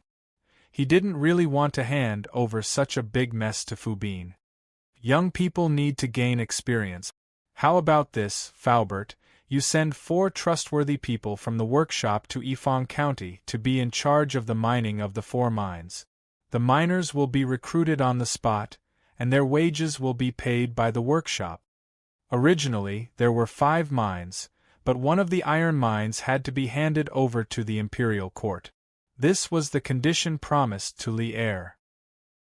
Faubert muttered to himself for a moment, then nodded and said, "Okay. This old man will arrange it." Li Zixuan then looked at Fu Bin and said, "Fu Bin, when the time comes, you will also bring the people who went with you to Yifang County to assist the 4 mine managers. After all, you are familiar with that place, so the local relations will be left to you. In addition, you should also take some time to learn how to manage a mine. A good man should do big things. If you can take charge of a mine in the future, that would be the best." Faubert will also be very pleased. Sending Fu Bin over was not only to let him manage the relations with the local government, but also to secretly monitor the 4 mine managers to see if they were embezzling anything. After all, this was a truly lucrative job. If they were diligent and responsible, then naturally it would be better. However, if someone were to play tricks, Li Zixuan would definitely not be polite.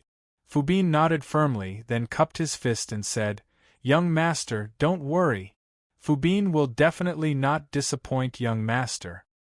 And you must be tired from the journey. Go back and rest for 2 days," Li Zixuan said with a smile. Fu Bin knew that Li Zixuan definitely had some things that he wanted to discuss with his uncle alone, so he tactfully took his leave. In an instant, only the 2 of them were left in the office. Faubert, quickly select the mine managers. The coal is secondary, but the iron and sulfur ores must be mined as soon as possible. We are lacking these 2 things too much. Li Zixuan picked up the cup, took a sip and then said in a deep voice. Faubert nodded and replied, "Even if young master didn't say it, this old man will do it as soon as possible." Previously, after selling the first batch of bicycles, the workshop's iron and sulfur ores were all in short supply. However, the people's desire to buy bicycles is getting stronger and stronger.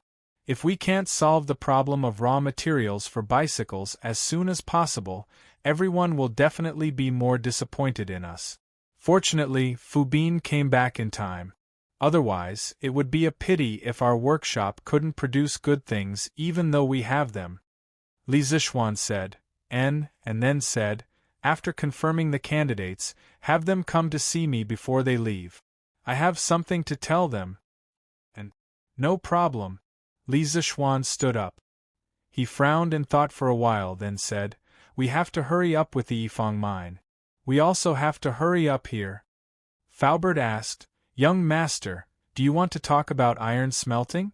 Li Zishuan nodded and said, that's right.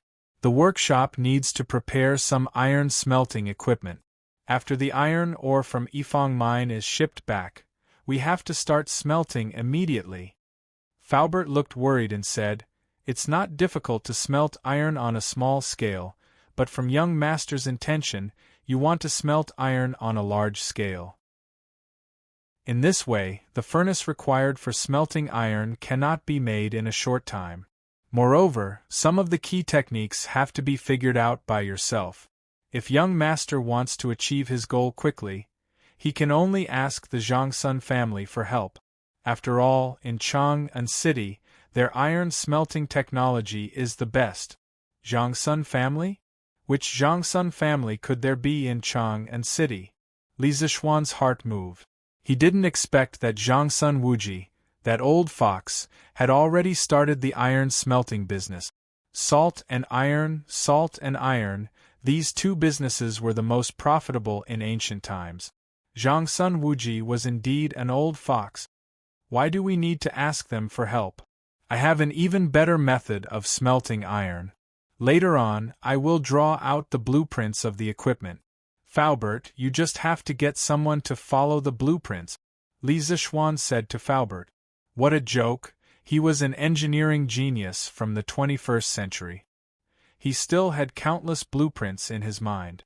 If he had to ask for help for such a small matter, wouldn't he be smearing the reputation of transmigrators? Faubert's eyes lit up. Then, with a strange expression, he said, young master, why didn't you say earlier that you have a good method of smelting iron? It's true that our workshop lacks iron, but we don't lack iron ore. This thing is much easier to buy than iron. Chapter 10-11. Li Zishuan was stunned and asked curiously, why is that so? Don't tell me Chang'an City has a surplus of iron ore? When he first heard Faubert say that iron ore could not be bought, he subconsciously thought that iron ore could not be bought either. But after hearing Faubert's words, it was obviously not the case. Faubert said matter-of-factly, young master, isn't this normal? There are only so many iron smelting factories in Chang'an City. How could they consume so much iron ore? Naturally, there would be a surplus. China started smelting iron during the spring and autumn period. Due to the rich experience of smelting bronze, the progress was very fast.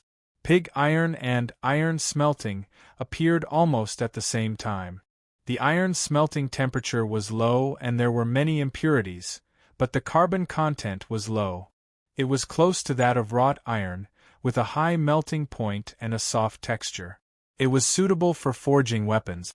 Pig iron smelting temperature was high, with a higher sulfur and phosphorus content.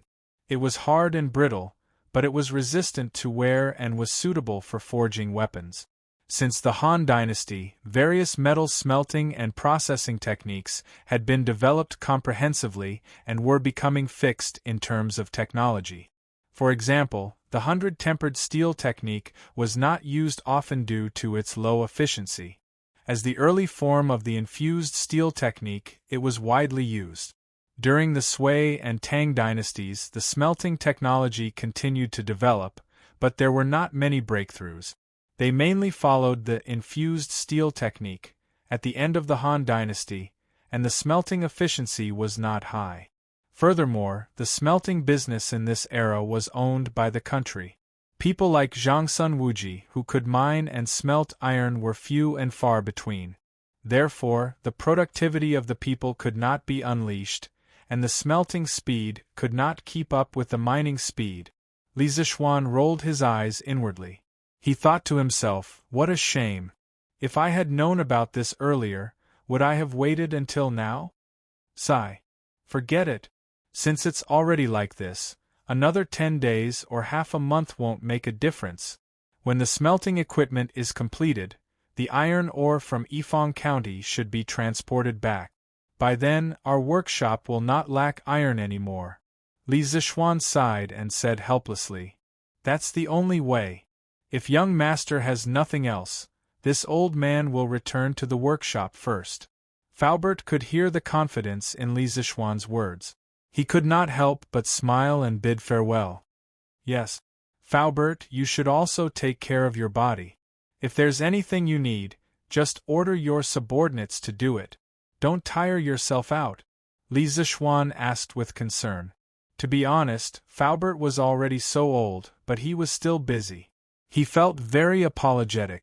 But at the moment, he really didn't have anyone who could replace Faubert. Fubin might be able to do it in the future, but he was still too inexperienced to take on such a huge responsibility. If possible, he really hoped that Faubert would live a long life. Haha. Young master, there's no need to worry. This old man's body is fine. With that, Faubert left the room. Your Majesty, the Marquis of Yong, requests an audience. Afternoon, Sweet Dew Hall. Li'er was busy flipping through memorials. It was the end of the year and there were always a lot of things to do. He had been busy for many days until late at night. Compared to the carefree Li Zixuan, he, as the emperor, was even more miserable. At this moment, the attendant at the yellow door came in and reported with a bow. Yes, let him in. Li'er held the brush and said without raising his head. Yes. Not long after, Li Zixuan stepped into the hall and cupped his hands in salute. Your subject pays his respects to your Majesty. No need for formalities. What's the matter? Li'er cherished his words like gold and said softly. Li Zixuan strangely choked. He paused and replied, replying to your Majesty, the iron mine that you asked this subject to find has been found. It's located near the Hu family village in Yifang County. Your Majesty can just send someone to receive it. Li'er finally raised his head. So fast? It seems that your ability to find ores is quite effective.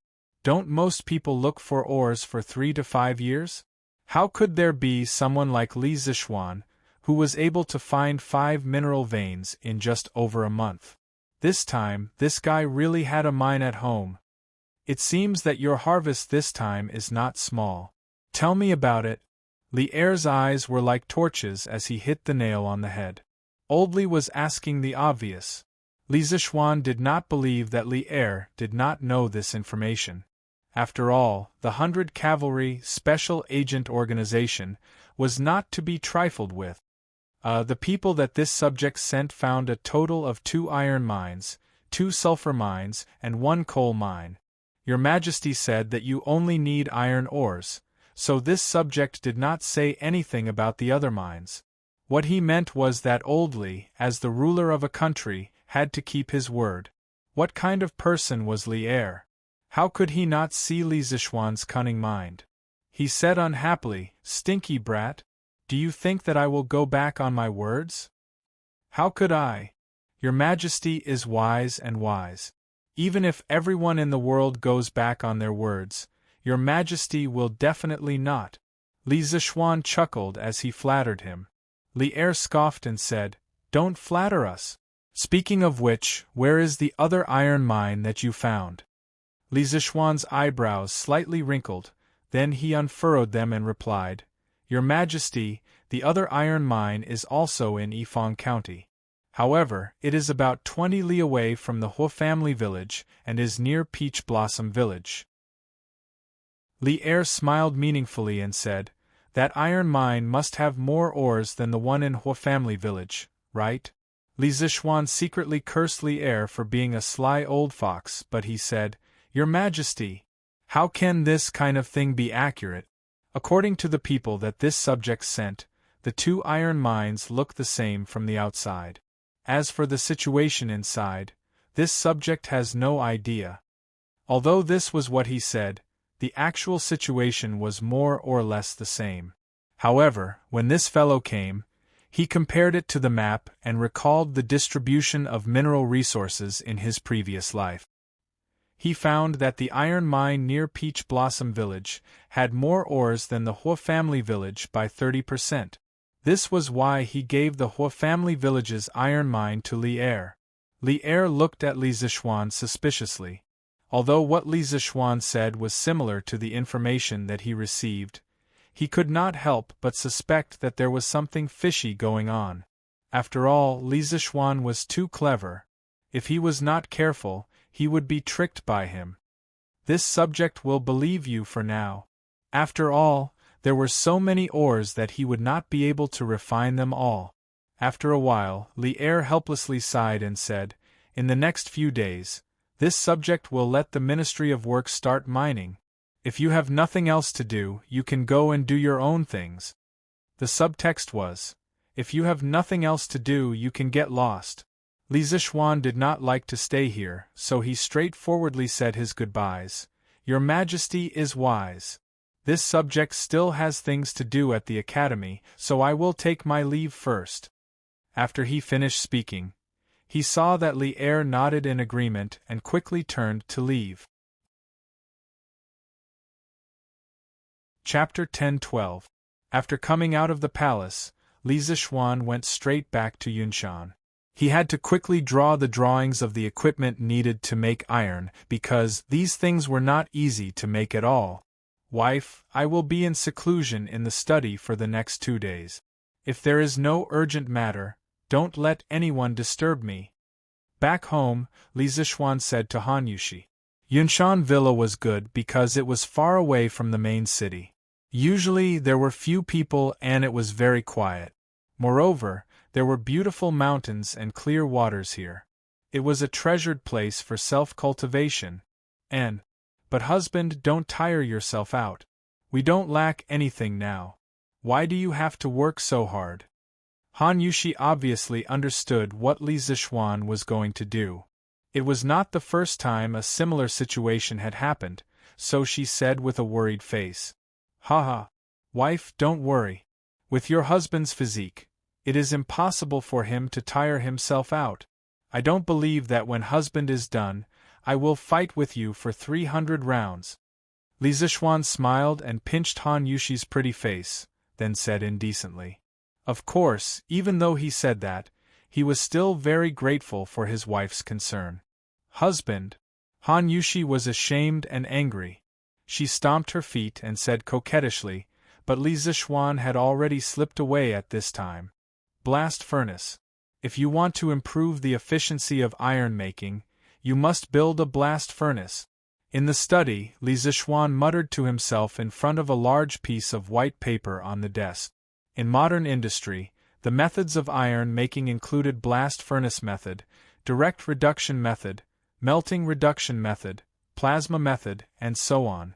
Blast furnace iron making was the main method of iron making in modern society. Its output accounted for more than 95% of the world's total pig iron production. Blast furnace iron making was a complicated process. The raw materials used were iron ore, limestone, and coke. The reaction in the blast furnace was mainly divided into 3 parts. The first part was the process of preparing the reducing agent, the second part was the main principle of iron making, and the third part was the process of removing impurities and forming slag. However, the iron smelted by the blast furnace was not pure and contained a small amount of impurities, so it was called pig iron. In the process of smelting iron ore, raw materials such as iron ore, coke and limestone are layered into the blast furnace, iron smelting furnace, according to a certain proportion. A large amount of oxygen-rich air heated by the hot blast furnace is blown into the blast furnace through the air inlet, so that the coke is burned to form carbon dioxide. The carbon dioxide then reacts with the hot coke on the upper layer to reduce into carbon monoxide. carbon monoxide was added from the top of the furnace and reacted with the falling iron ore. The iron oxides were gradually reduced to liquid iron, commonly known as molten iron. After the restored liquid iron accumulated to a certain extent, it was released from the bottom of the furnace. When smelting iron, limestone was added to create slag. Its purpose was to cause the iron ore with a high melting point, its main component was silica, to react with limestone, forming calcium silicate and the like floating on top of the molten iron, forming slag and separating it from the molten iron. In fact, blast furnaces were not a patent of modern people. As early as the Song Dynasty, this method of smelting iron was popularized. According to historical records, during the Yuanfeng period of the Northern Song Dynasty, the imperial weapons supervisor set up blast furnaces on both sides of the Bian River. The red light of smelting iron was reflected in the sun day and night. At the peak of production, the annual iron and steel production in northern China alone reached more than 70,000 tons. One must know that the British Empire only reached 70,000 to 80,000 tons of iron and steel production 700 years later. At that time, it had already started the Industrial Revolution. From this, one could see how powerful the Song Dynasty was at that time. It was just that at that time there were some famous generals and sages missing. If Li Er's team of civil and military officials were sent to the Song Dynasty, perhaps they could really create a super prosperous era. TSK, luckily I traveled to the Tang Dynasty. If I had traveled to the Song Dynasty or after the Song Dynasty, how would I be able to use blast furnaces to show off? Li Zishuan's thoughts had already flown off to God knows where, only to hear him muttering to himself. In some later YY novels, the protagonists traveled to the Song Dynasty or the Ming Dynasty and built blast furnaces to show off. Those were all pure nonsense. If the protagonists really did that, they would be slapped in the face instead of showing off. Shaking his head, Li Zishuan shook off those messy thoughts in his mind. After pondering for a while, he began to draw a blueprint. At this time, he already had a three-dimensional model of the blast furnace in his mind, and naturally, he had become a human printer. He intended to completely replicate the blast furnaces that were often used in modern ironworks, and then modify them according to the current conditions of the Tang Dynasty. This was not an easy job. The structure of blast furnaces was not very complicated. In the Great Movement at the end of the 1950s, people all over the country were called to smelt iron and steel. Even some elementary school students, villagers, and non-staple store clerks formed groups to build blast furnaces to smelt iron and steel. But the structure of blast furnaces was by no means simple. The technical level of blast furnaces in modern China was about the same as that of the Song Dynasty. In theory, they could smelt iron, but the technical mastery was not up to standard, so most of them were left unfinished. Li Zishuan wanted to build a blast furnace, not a defective one. If he wanted to build one, he wanted to build the best one. Generally, a complete blast furnace was composed of a shell, a throat, a body, a waist, a belly, a hearth, a bottom, a foundation, a lining, and a throat guard plate. The shell referred to the outermost layer of the blast furnace. Its main function was to stabilize the blast furnace and protect the furnace body from leakage. The body of the blast furnace iron ore was mainly in the body of the blast furnace for indirect reduction. The throat of the blast furnace was the uppermost part of the blast furnace body. It was shaped like a cylinder. The raw materials for smelting iron were added from the throat of the blast furnace. The gas was also discharged from the throat of the blast furnace. The throat guard plate referred to the protection plate of the throat of the blast furnace. The waist of the blast furnace was the largest in diameter. It connected the body and the belly of the blast furnace. The belly of the blast furnace was in the shape of an inverted cone. It was the main area of the blast furnace for melting and making slag. The hearth was used for fuel combustion, slag and iron reaction, storage and gas emission. It was shaped like a cylinder. The bottom of the blast furnace was located at the bottom of the blast furnace. The bottom of the blast furnace was subjected to the static pressure of the charge, slag, and molten iron. It was also subjected to the high temperature, mechanical, and chemical corrosion of 2000 to 4500 degrees Celsius. The main function of the furnace base was to evenly distribute the weight borne by the blast furnace to the ground. Its shape was also gradually expanded from top to bottom. Generally, there were circles or polygons to reduce the uneven distribution of thermal stress. Time passed bit by bit. Even though Li Zixuan had the super speed of a humanoid printer, it was already dark when all the internal and external structures of a blast furnace were drawn. Bang bang! Just as Li Zixuan was intoxicated by the sea of construction machinery, there were 2 knocks on the door, followed by a series of footsteps. Li Zixuan frowned at first, but then he relaxed because he knew that Han Yushi pushed the door and came in just by listening to the footstep.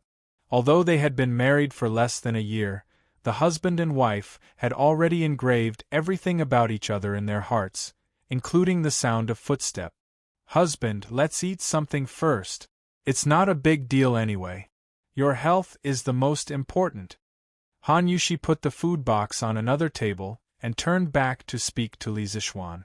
Li Zixuan put away his thoughts, clapped his hands, got up and walked toward Han Yushi. "Haha. Thank you for the meal, my wife." Sigh. "I didn't feel hungry at first, but when I smelled the aroma of the food, the gluttonous worm in my stomach began to make a ruckus.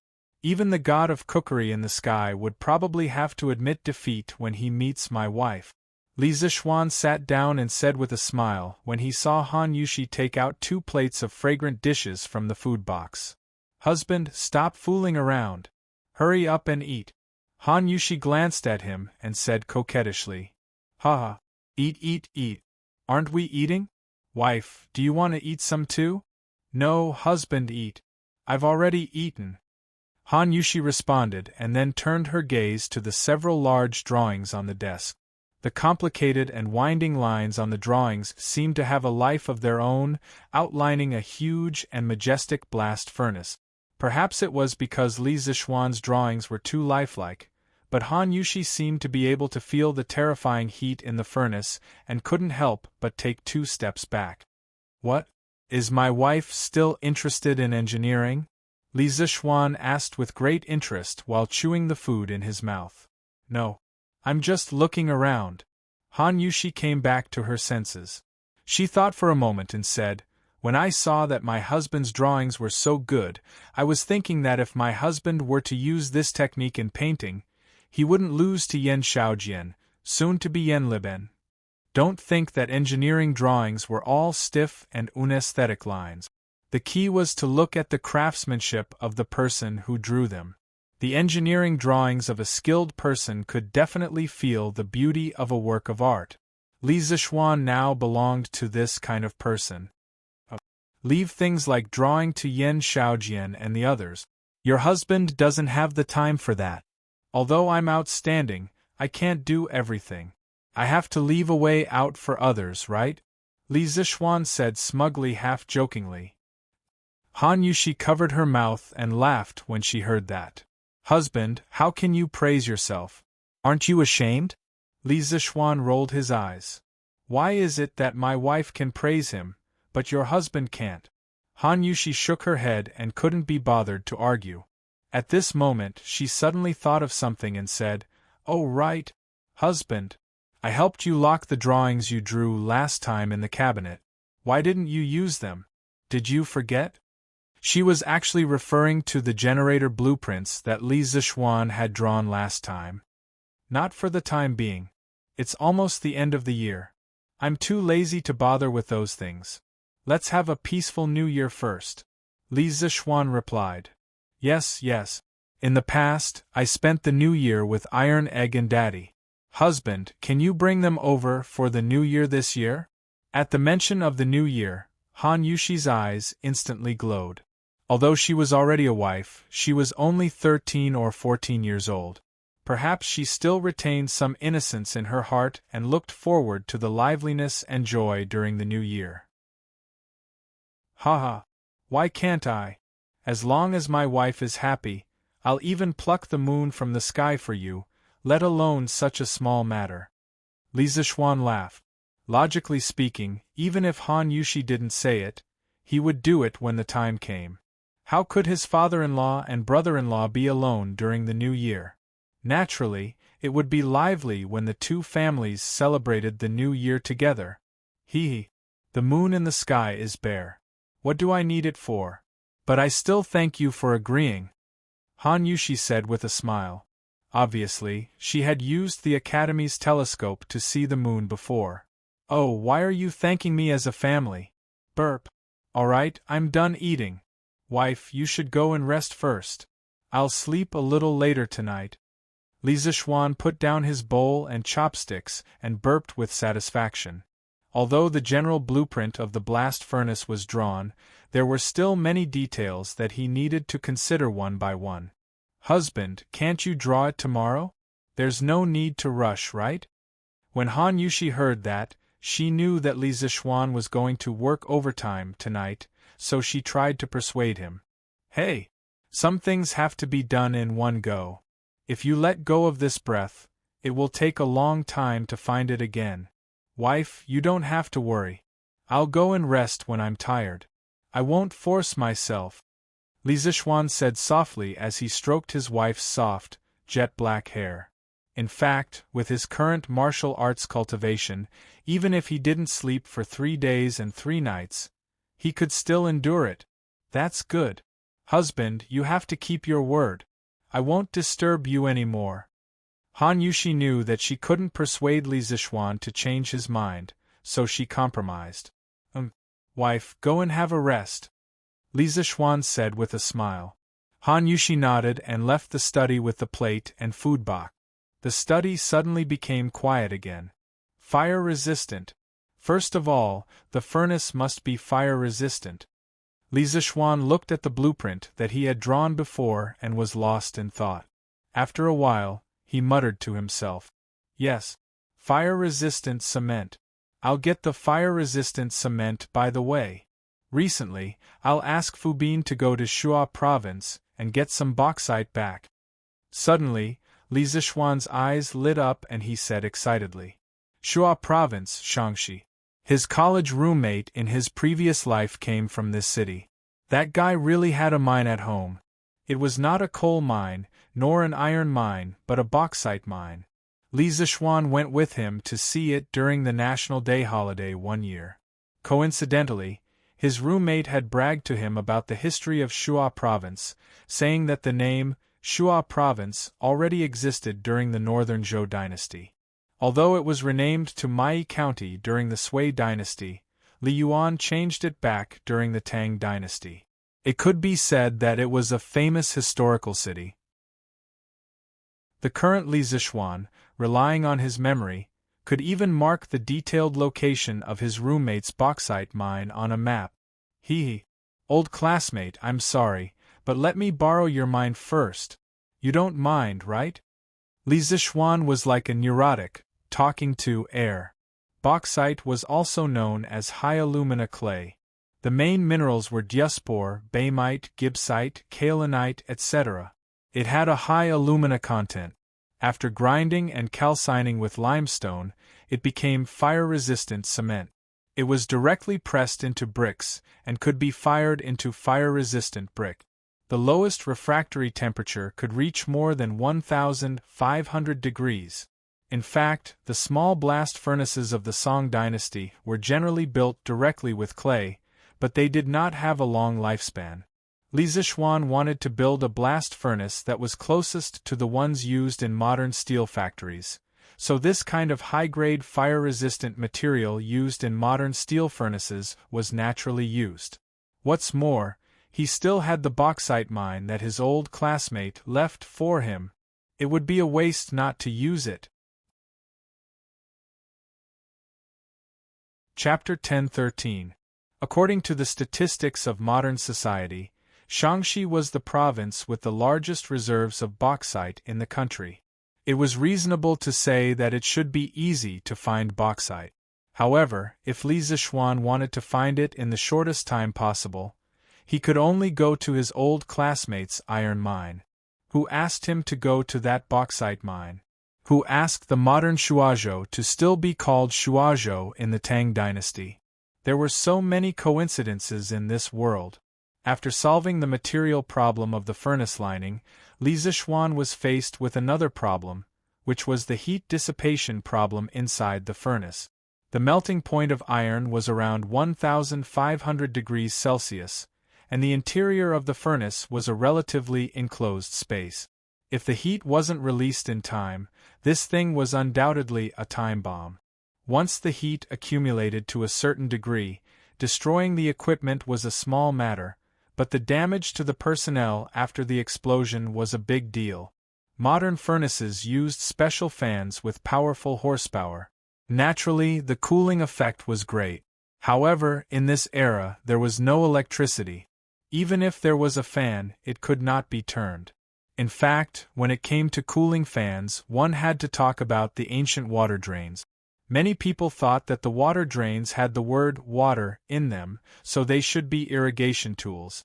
In fact, the water drains were invented by Du Shi during the Eastern Han Dynasty. At first, the water drains were called human drains, which used human power. Then, they used animal power and horses, which were called horse drains. Until Du Shi used water drains, it was called water drains. In the future, the furnace in the workshop could use this type of water drains to dissipate heat. However, the dam on the Ba River had not been built yet. Without a certain drop in the water, it would be difficult for the water drains to turn. Let's use animal drains to dissipate heat first. Next year, we will build the dam and hydropower station. After the power grid is set up, we will think about other things. Li Zixuan muttered to himself. Thinking of this, he picked up the pen and began to draw. With his current engineering skills and drawing skills, drawing an improved version of the saddle, a blower that was pulled by a horse, was not a problem. In addition to blowing in air from the outside, the horse drains the internal heat of the furnace. It could also bring oxygen to the fire pool in the furnace and promote the combustion of the fuel. On a winter night, everything was silent. There were no sounds of insects or birds. The only sound that could be heard in the study was the rustling sound of pencil rubbing against paper. Yunshan was located outside of Chang'an City, so there was no sound from the night watchman. For Li Zixuan, it was convenient for him to concentrate on thinking and drawing. Under his modification, the blast furnace moved from modern times gradually lost its original appearance, but its efficiency did not decrease much. Moreover, the blast furnace after the modification was more and more suitable for the conditions and environment of the Tang Dynasty. 2 days passed in the blink of an eye. Li Zixuan hadn't left the study for 2 whole days. Han Yushi, who knew her husband's character, didn't persuade him to go back to his room to rest even though she wanted to, because she knew that it would be useless to persuade Li Zixuan. Instead, it would only add to his troubles. In the past 2 days, Li Zixuan had been eating and living in the study. In front of him, there was already a thick pile of drawings. Those drawings that had been ruined were thrown all over the floor. On the other hand, his face did not look haggard at all. This was all thanks to the enormous spiritual power brought to him by the Supreme Mystery Sutra, as well as the endless flow of inner strength. Otherwise, if it were someone else, they would have collapsed from exhaustion. Why did he work so hard? Li Zixuan might not be able to answer this question himself. Logically speaking, he now had power, and a beautiful wife. He only needed to eat and wait for death like other rich second generations. There was no reason for him to work so hard. If there was a reason, perhaps it could only be said that this was the stubbornness of an engineering nerd. Phew! Haha! Done. On the morning of the 3rd day, Li Zixuan checked all the drawings that he had drawn in the past few days. After finding that there were no problems, He let out a long sigh of relief and laughed. Creak! Almost at the same time, Han Yushi pushed the door open and entered. Her eyes were red as she said with heartache, "Husband, since you're done, quickly go and rest. Leave this place to this concubine." Judging from her speed, it was obvious that this woman had been waiting outside the study all this time. Li Zixuan was a little touched. This little woman. How heartbreaking. Haha. Your husband isn't as delicate as you think. Don't worry, my wife. Why don't we go to the room to study the art of the boudoir? Li Zixuan touched his wife's smooth cheeks and said with a smile. Han Yushi said angrily, "Husband, why are you still thinking about this at a time like this? Go to sleep. If you're still not asleep after 15 minutes, I'll just kill myself." To be able to say such things, it seemed that she was really anxious and angry. Li Zixuan quickly said, Okay. Your husband will go to sleep now. Wife, don't say such things in the future. Sigh. It seems that I have to wait a little longer before I can rest. Just as he was about to move to the bedroom, he suddenly stopped and said, Husband, you? Haha. Wife, don't be anxious. It's not that your husband doesn't want to sleep, but there are guests. Han Yushi was about to get angry, but Li Zixuan interrupted her and said. After saying that, this guy walked out of the house slowly with his hands behind his back. The reason for that was that he heard footsteps coming from outside the house. Father-in-law. Faubert, Xiaobing, you're here? After a while, Li Zixuan's laughter came from outside the house. Han Yushi originally thought that Li Zixuan was just bluffing her, but after hearing that father-in-law, she couldn't be bothered to be angry with Li Zixuan and quickly ran out. Outside the house, Faubert and Han Li brought Fubin and 4 other middle-aged men over. Young master, I didn't dare to neglect the task that you gave me earlier. I'm here today to report back to you. Faubert stroked his beard and laughed. Haha. Let's talk inside. Let's talk inside. Father? You're here? I'll go and get you some tea now. When Han Yushi came out of the study room, Li Zixuan and the rest had just entered the main hall. When she saw Han Li, she said happily. Although the Yunshan residence was very close to the Han family village, after she moved in with Li Zixuan, Han Li rarely came over. Usually, he would only come over when he had something to do. That was why she was so excited now. Haha. Wife, don't forget to get Faubert a cup of tea too. Li Zixuan laughed and joked. Han Yushi just realized that her father wasn't the only one who came. She quickly said guiltily, Of course, I won't forget. Everyone let out a burst of friendly laughter. Li Zixuan looked at Han Li and said with a smile, Father-in-law, you have to visit us more often in the future. Otherwise, Yushi will treat you as a guest. Chapter 10:14.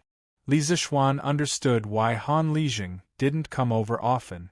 It was mainly because he didn't want to disturb them, but he didn't think it was necessary.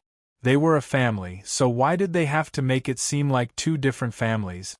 Besides, he and Han Yushi usually lived at night, so they couldn't be disturbed during the day. Han Lijing looked a little embarrassed. He coughed and said, This girl, Sai, it's my fault that I don't come to Yunshan often. But in the future, even if I want to, I won't have the chance to come over. Li Zixuan asked curiously, Why is that? Is father-in-law going on a long trip? Han Tianhu said, Let's not talk about this first. Manager Fu is looking for you. Let's talk about him first. Li Zixuan could only suppress the doubts in his heart and looked at Faubert. At this moment, Fu Bo said, Young master, you asked me to pick 4 people to manage the mine in Yifang County. I've brought them here today. This is Ni Taifeng, this is Yao Jie, this is Yu Xingzhen, and this is Shang Renguang. They are all old fellows in the workshop and can handle things independently. Faubert said as he pointed at the 4 middle-aged men he brought and introduced them. Li Zixuan knew Ni Taifeng. and I Taifeng was the leader of the 5th Regiment of the Yanhuang College Construction Corps. This person had superb skills and was the technical backbone of the workshop. Do you know the mission of this trip? Li Zixuan nodded and gestured for them to sit down. And I Taifeng said, Marquis, Manager Fu already told us before we came. We all know the mission of this trip. Then do you know that if you are busy there, you might not be able to make it back before the new year? Li Zixuan asked again. The 4 people's faces froze. Finally, and I Taifeng gritted his teeth and said, Marquis' big matter is important. To me, it doesn't matter where I spend the new year. Marquis, I don't care. Me too. Me too. The other 3 people also expressed their opinions. They knew that it was a rare opportunity to work for Li Zixuan face to face. Good. Don't worry, I will remember your efforts and I will not mistreat you in the future. Li Zixuan nodded and praised. Marquis is too polite. The 4 people said politely. Li Zixuan looked at Li Zixuan and said, Xiao, how's your preparation? There was a hint of excitement in Fu Bin's eyes as he said, Young master, I'm ready. Biao Zi is also fine, we can leave at any time. Li Zixuan, that's good. The sooner the better, the better. You will leave tomorrow. Xiao, I have something I need you to. Wait, I want to get something I to get tea, my husband. I will go and get it. Coincidentally, Han Yushi came over with 6 cups of hot tea on a tray. Faubert, Han Lijing, and I Taifeng, Yao Jie, Yu Xingzhen, and Shang Renguang each had a cup. Fu Bin was a junior and naturally did not have tea to drink. As for Li Zixuan, Han Yushi knew that he did not like tea and did not do anything unnecessary. When she heard Li Zixuan and Fu Bin's conversation, she quickly agreed to this task. After a while, she took out a stack of drawings and a map from the study. She then passed the map to Li Zixuan and said, My husband, do you want this? Not only did she know that Li Zixuan wanted Fu Bin to mine bauxite, but she also knew that Li Zixuan was going to hand over the drawings to Faubert. That was why she took them out. As for how she knew about these drawings, it was because Li Zixuan told her. Yes, this is it. Li Zixuan took the map and praised it. He then turned to Fu Bin and said, Come, Xiaobing. Look here.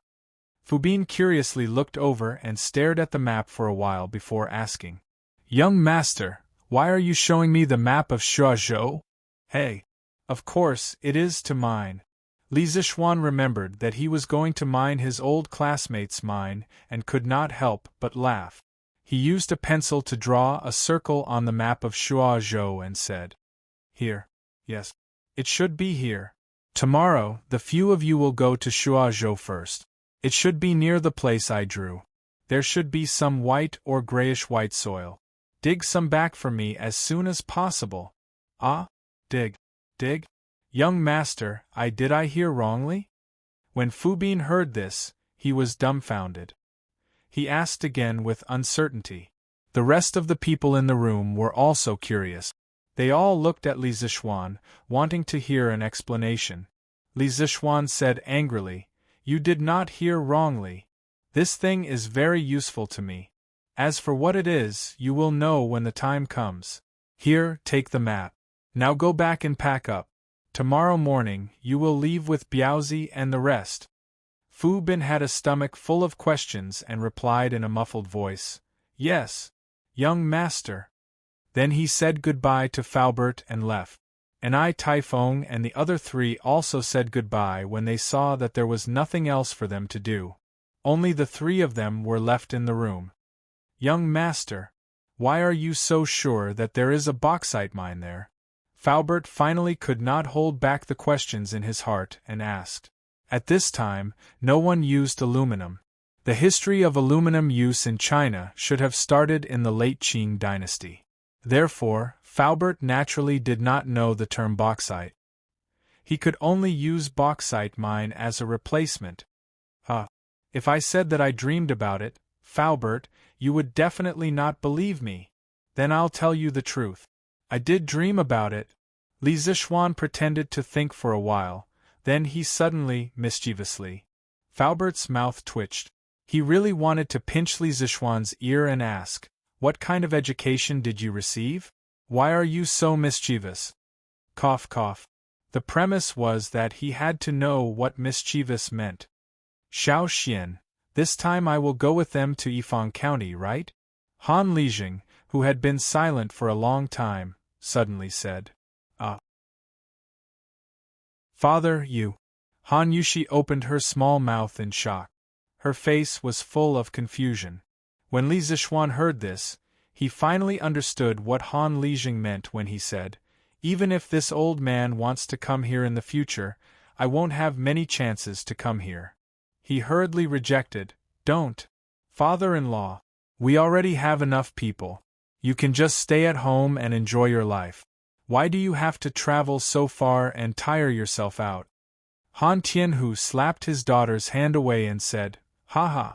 I am taking advantage of the fact that I can still do some work to help my dear son-in-law reduce your burden. Besides, now that Iron Egg has entered Yanhuang College and Yushi is married to you, I have no more worries. I can go to Hudong Road to help you look after the mine." What about the village? Li Zishuan did not want his father-in-law to go so far to work, so he tried to find an excuse. Han Tianhu said, "You don't have to worry. I have already handed over all the affairs of the Han village to Brother Han Yun. There will be no trouble." Chapter 10-15. Father, your leg is not good, how can you go so far away? Yunshan Residence, Li Family Main Hall. Han Yushi heard that her father was determined to go to Hudong Road and couldn't help but speak up. Han Lijing smiled and said, "Yushi, your father is not so delicate. Besides, I'm going to Hudong Road to help Shaoxian manage the mine, not to fight. The old injury on my leg is not a problem." Li Zishuan also wanted to persuade him a little more, but he heard Han Lijing continue, "In the war between the Tang Empire and the Tujue, countless soldiers were buried in the Hudong Road. So many years have passed, this old man can still see my old comrades in my dreams. This time, this old man will also bring a few jugs of good wine to pay respects to my brothers." In the 5th year of Wuda, Xieli Khan tore up the peace treaty with the Tang Empire and sent out tens of thousands of soldiers. Together with the exiled Lu Haida, they attacked the new city of Hudong Road. Li Yuan sent out 3 armies. Crown Prince Li Jianqing went to Changzhou Road and Prince Qin Li Shimin went to Qinzhou Road to resist the 2 armies of the Turks. In addition, he sent Yunzhou supervisor Guo Zai to Yunzhong to ambush Xieli Khan's army. Left Wuwei General Duan Dicao went to Xiaozhou to cut off the Turks' retreat. At that time, Qin Xiong was a general under Li Shimin and naturally went to battle with him. As Qin Xiong's personal guard, Han Tianhu naturally had to accompany him. It was also in that battle that Han Tianhu was shot in the thigh by the enemy in order to save Qin Xiong and completely became a cripple. Even so, he was considered lucky because in that battle, the Tang Empire lost thousands of soldiers. He was lucky to be able to keep his life in the end. In ancient times, when a war was over, it was impossible to transport all the bodies of the fallen back, and this was also unrealistic. In normal circumstances, the dead soldiers of one side would be collectively buried, and only the bodies of high officials and generals would be brought back to the imperial court. Thus, the soldiers who had died in battle had all been buried at the border between the Hudong Circuit and the Turk. Li Zishuan listened silently and finally stopped trying to dissuade him. In this world, other than family, friendship, and love, there was also a purer and hot-blooded feeling, and that was the friendship of a soldier. They were people who had been on the battlefield together, and they were closer than real brothers. They could truly trust each other with their backs without any scruples. After a pause, Li Zishuan looked at Han Yushi. Although the latter's face showed reluctance, there was more understanding and relief. He then turned to Han Lijing and said, "Father-in-law, you can go. As for the mine, I will instruct Ni Taifeng and the others to listen to your orders. If anything happens over there, you can look for Fubin. That kid is quite familiar with the local authorities in the Lan province. Hearing this, Han Lijing's eyes revealed a trace of anticipation and excitement. He nodded and said, Don't worry. What have I not seen in my life? It's just a long trip. It's not a big deal. Li Zishuan thought for a moment and suddenly said, Father-in-law, after you go to Hudong Road, remember to tell Ni Taifeng and the others not to treat the miners harshly. They are all people who dig for food in the fields. It's not easy. This sentence made Han Lijing a little confused, but in the end, he nodded and replied, Of course. In fact, he didn't know Li Zishuan's painstaking efforts. Since ancient China's use of minerals became more and more widespread, and mining technology became more and more mature, more and more mine owners tried to recruit people to mine.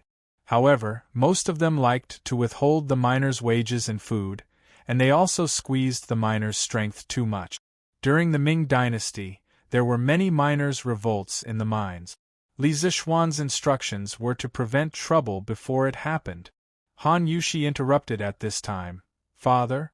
Then you must come back before the new year. Your daughter, Iron Egg, and mother are all waiting for you to come back for the new year.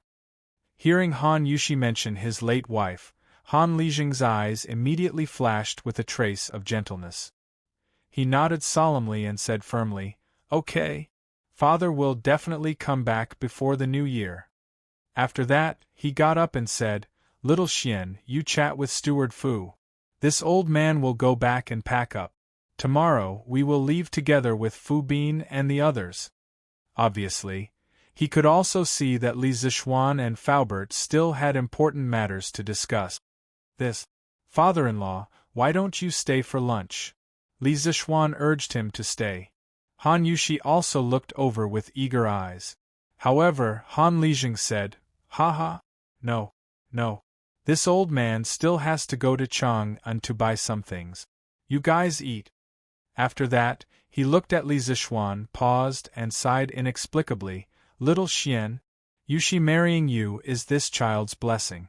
This old man will never tell you to treat her well, because this old man knows that you are a kind person. Even if this old man doesn't tell you, you will treat her well. This child is luckier than her mother in the past. With a sigh, Han Lijing waved his hand, turned around, and walked out of the door. His back looked somewhat miserable. Hubby, Han Yushi felt an inexplicable sadness in her heart. She looked at Li Zishuan with tears in her eyes. She wanted to say something, but stopped. It's okay. Father-in-law must be missing mother-in-law. Li Zishuan stroked Han Yushi's soft long hair and comforted her. Ahem. Seeing that this young couple had neglected an old man like him, Faubert quickly coughed. Otherwise, he didn't know what these two people in front of him would do. Young master. Regarding the matter of the ironworks, I wonder if you have any ideas? When Faubert saw that the couple had finally noticed him, he quickly asked. Li Zishuan came back to his senses and took a stack of blueprints from Han Yushi's hands. He handed it to Faubert and said, I have an idea. Here, Faubert, take a look. A thick stack of blueprints suddenly fell into his hands. Faubert couldn't help but be shocked. So many? Young master, did you start preparing for the steelmaking matter a few months ago? In his words, there was some admiration for Li Zishuan's foresight. To be honest, he did know that Li Zishuan drew blueprints quickly, but he never would have thought that Li Zishuan would draw so quickly. He had at least 200 or 300 blueprints in his hands. How could he have started preparing a few months ago? He only started drawing 2 or 3 days ago. He didn't sleep well for 2 consecutive nights. When Han Yushi heard Faubert's words, she couldn't help but say unhappily. Under normal circumstances, when Li Zishuan was talking about business with others, she rarely interrupted. This time, when she saw that Li Zishuan didn't care about his body, she was really angry. What?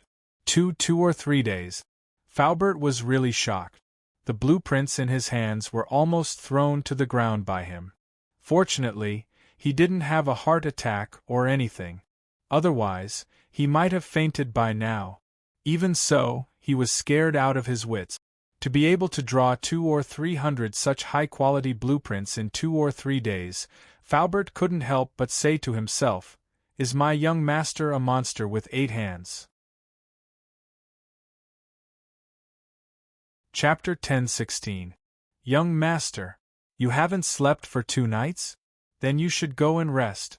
We'll talk about the ironworks later.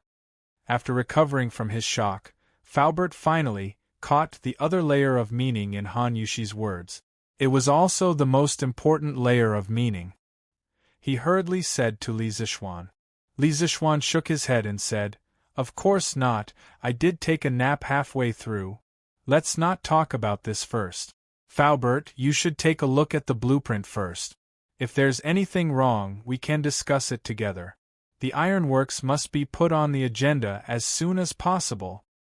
Then, okay. Seeing that Li Zixuan was so insistent, Faubert knew that he could not persuade him otherwise. He lowered his head and began to look at the blueprint. Li Zixuan's blueprint was placed in a very particular order. First, the overall structure, then the specific structure.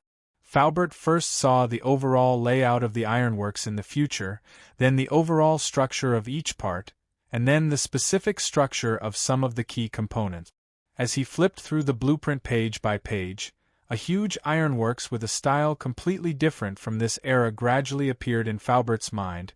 After doing engineering for a lifetime, Faubert still had the ability to visualize through drawings. A towering iron furnace stood in the middle of the factory. Pipes extended out from the furnace like the roots of an old tree, densely entrenched in the surroundings.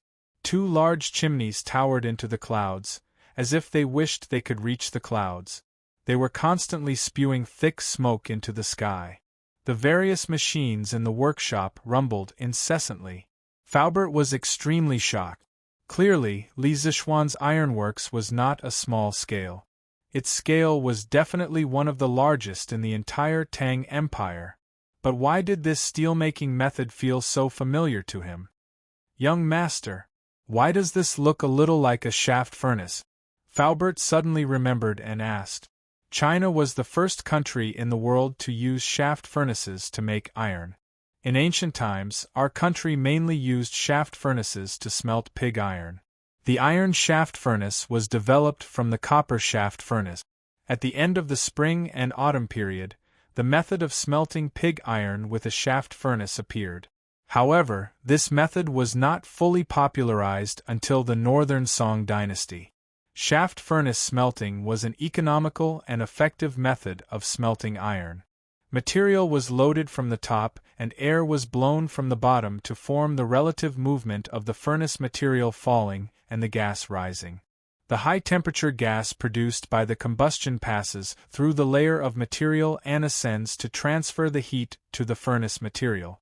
The carbon monoxide contained in it also had a reduction effect on iron oxide. In this way, the heat and chemical energy of combustion could be fully utilized. The lower layer of the furnace material was gradually reduced and melted, while the upper layer of the furnace material was slowly lowered from the top of the furnace. The furnace material was preheated to a higher temperature. Blast furnace ironmaking was born out of shaft furnace ironmaking. However, due to certain structural optimizations, the efficiency and quality of blast furnace ironmaking were far superior to shaft furnace ironmaking. Li Zixuan said with a smile, "This is not completely a shaft furnace. Faubert, if you look carefully, you should be able to tell the difference. I call this furnace a blast furnace." Faubert closed his eyes and pondered for a moment. Then he opened his eyes and said, "There are indeed many differences. But this old man doesn't know whether these differences are good or bad." Li Zixuan confidently said, "Of course they are good." With that, he pointed to a drawing and said, "For example, the air inlet of this blast furnace. Before it enters the furnace, I put it together. There is a fire pool below that is separated from the air inlet. It contains coal. Before the air enters the furnace, it will be heated to a very, very hot temperature. It can even directly melt iron. In this way, the efficiency of smelting iron will be greatly improved. Air preheating was the most critical step in modern steel production to improve the efficiency of smelting iron. High air temperature was also one of the main technical characteristics of modern blast furnace ironmaking. First of all, the heat required by blast furnace smelting was partly from the combustion heat released by the fuel in the furnace, and partly from the physical heat brought in by the high-temperature hot air. The more heat brought into the blast furnace by the hot air, the less fuel combustion heat was required, and the lower the fuel consumption. Therefore, increasing the air temperature could significantly reduce the fuel consumption and production cost. In addition, increasing the air temperature could also help to increase the theoretical combustion temperature in front of the tuyere. This would increase the temperature in the convoluted area of the tuyere and increase the heat in the furnace. This would help to increase the combustion rate of the pulverized coal, increase the amount of coal injected, and further reduce the coke ratio. Therefore, air preheating was the key technology for the blast furnace to achieve large-scale coal injection. It was also an important technological advancement in the history of blast furnace ironmaking. In Li Zixuan's impression, no one in the world had mastered this technology before the Industrial Revolution. Faubert seemed to understand something. He thoughtfully nodded and said, "What young master said seems to make sense. Maybe we can give it a try." Li Zixuan laughed and said, "Actually, the benefits of this blast furnace are more than this. Faubert, you will slowly realize it in the future. Now, the most important thing is to build this iron-making factory. As for the interior of the furnace, I intend to use the white earth ores from Shuozhou to make the refractory material. We will wait for Xiaobing to transport the earth back. Faubert, your main task now is to look at the blueprints and see if there are any problems with the iron-making factory." Li Zixuan did not intend to build the first blast furnace on a large scale. The effective volume of the blast furnace on the blueprints was only about 100 cubic meters. In modern society, the world's largest effective volume blast furnace was Shagong Huasheng's blast furnace in China. The effective volume was 5,860 cubic meters, and the annual production of steel was close to 30 million tons. So, his iron-making factory was only a small workshop in modern times. But in ancient times, it was definitely a giant. There should not be any big problems. At most, it will be a little troublesome. I will gather the craftsmen to plan this as soon as possible. Young master, you should have a good rest first. Don't tire yourself out. Faubert looked at the blueprints again, and said after pondering for a long time. Li Zixuan finally heaved a sigh of relief. In fact, compared to most transmigrators, he was definitely considered lucky. This was because he had a workshop and had many excellent craftsmen by his side. Many new ideas, he only needed to draw out the blueprints, and the craftsmen behind him would think of ways to realize his ideas. He only needed to spend a little effort to draw the blueprints. Haha. Thank you for your concern, Faubert. My body is still fine. But you should also take care of your body. Don't tire yourself out. Li Zixuan smiled warmly and said. Faubert shook his head and got up. Young master, you don't have to worry about me. My old bones are getting stronger the more I move. If I lie in bed all day, I will fall sick. Young master, you should rest first. I will go back to the workshop to make arrangements. Li Zixuan hurriedly got up to send him off. After a moment, Faubert disappeared from the sight of the couple. Han Yushi said, Hubby, why aren't you resting? Do you want me to find? Before she could finish the words, Li Zixuan had already covered her mouth with his hand. Hey! You! What nonsense are you talking about? Let's go. Let's go back. Sleeping alone is better than sleeping. Ha! No way. Chapter 10-17. Li Zixuan slept from noon until the morning of the next day.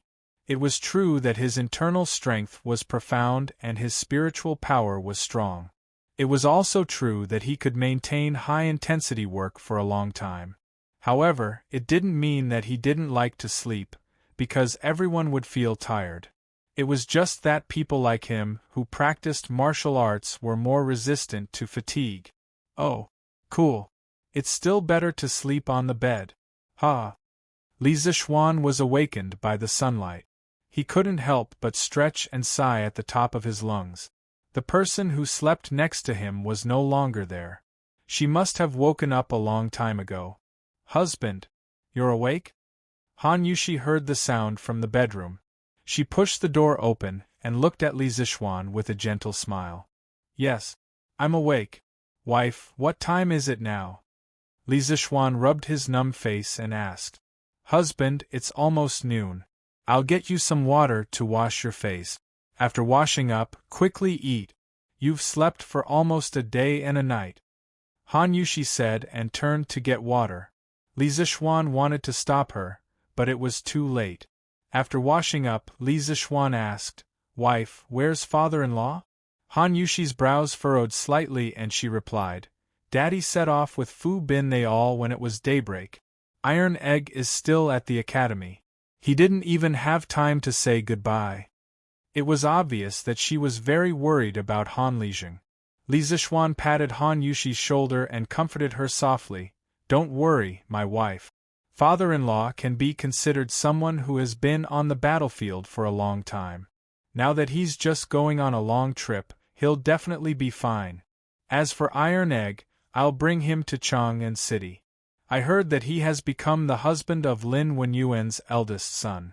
Bringing him to Chang'an will save him the trouble of going back and forth on the weekends. At the mention of her younger brother, Han Yushi's mood finally improved. She smiled and said, Husband, if I remember correctly, Iron Egg hasn't even entered the top 10 in this monthly exam, right? This brat hadn't even done his own homework, yet he was teaching others. When he comes back this weekend, let's see if this concubine, as his elder sister, will teach him a lesson. When it came to Iron Egg's education, Han Yushi had always been quite strict. Their mother had passed away early, so Han Yushi felt that she had the obligation to nurture Iron Egg into a talent. Most of the time, Li Zixuan couldn't even get a word in. As for how she found out that Iron Egg had become a tutor, wasn't it because Big Mouth Old who accidentally revealed it? Haha. Clean up, as long as you're happy. Li Zixuan didn't care about it at all. Anyway, with Iron Egg's thick skin, being hit 2 or 3 times was like being tickled.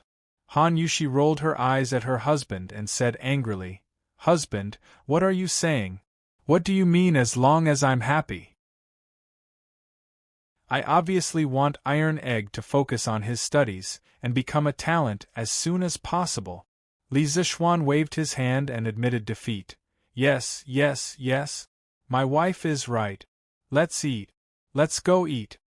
In the afternoon, Li Zixuan received news that the first batch of bean sprouts in his residence in Chang'an had already grown. He naturally didn't bother to make a trip personally for such a small matter, so he directly ordered San Bao, who came to deliver the news, to send part of the first batch of bean sprouts to Zuaitian Restaurant and another part to Yanhuang College. San Bao accepted the order and left. Li Zixuan looked at San Bao's back with an inexplicable expression. My wife, when the bean sprouts become popular, do you think someone in our residence will sell the method of making bean sprouts to other merchants for money? After a moment, Li Zixuan turned to look at Han Yushi and asked. Of course, he didn't care about the little profit that the bean sprouts could bring. In fact, his main purpose was to use the bean sprouts to test the loyalty of the servants in the residence. Otherwise, he wouldn't have directly told all the servants in the residence about the method of making bean sprouts. Han Yushi frowned and thought for a moment before saying, I don't think it's possible. We have always been kind to the servants in the residence, especially our father and mother. For so many years, they have rarely been harsh to the servants. The hearts of people are made of flesh. If we are good to them, they will certainly not betray us. Li Zishuan smiled and didn't deny it. Haha. I hope so. After saying that, he turned and walked down the mountain. He had given all the drawings to Faubert before, so he had to go and see if the blast furnace had started. Oh! If this old man's eyes are not blurry, there is a new dish today. Brothers are connected by heart. Why is the name of this dish so strange? The next day, at the Drunken Immortal Inn, after receiving a batch of bean sprouts from the Li estate yesterday, Manager Lu asked the chef to try this dish overnight. This morning, he immediately added a new dish name to the menu of the Drunken Immortal Inn: Brothers are connected by heart. Soon, the regular customer of the Drunken Immortal Inn, Feng Jihua, noticed the new addition to the delicacies in the restaurant, so he asked with interest. When Manager Lu heard this, he was very proud because the name of this dish was something that he had thought of for a long time last night. No matter what, it was more vivid and more elegant than stir-fried bean sprouts, right? Haha. Boss Feng has good eyesight. This is the new signature dish of this restaurant. You must have never eaten it before? Why don't you try it today? This old man guarantees that this brothers are connected by heart will absolutely not disappoint you. I guarantee that after you eat the first plate, you will want to eat the second plate. Manager Lu narrowed his eyes and started to promote with all his might. Feng Jihua laughed and said, "Ha ha. Then let's have a plate first." In any case, the dishes of this Drunken Immortal Inn have never disappointed this old man.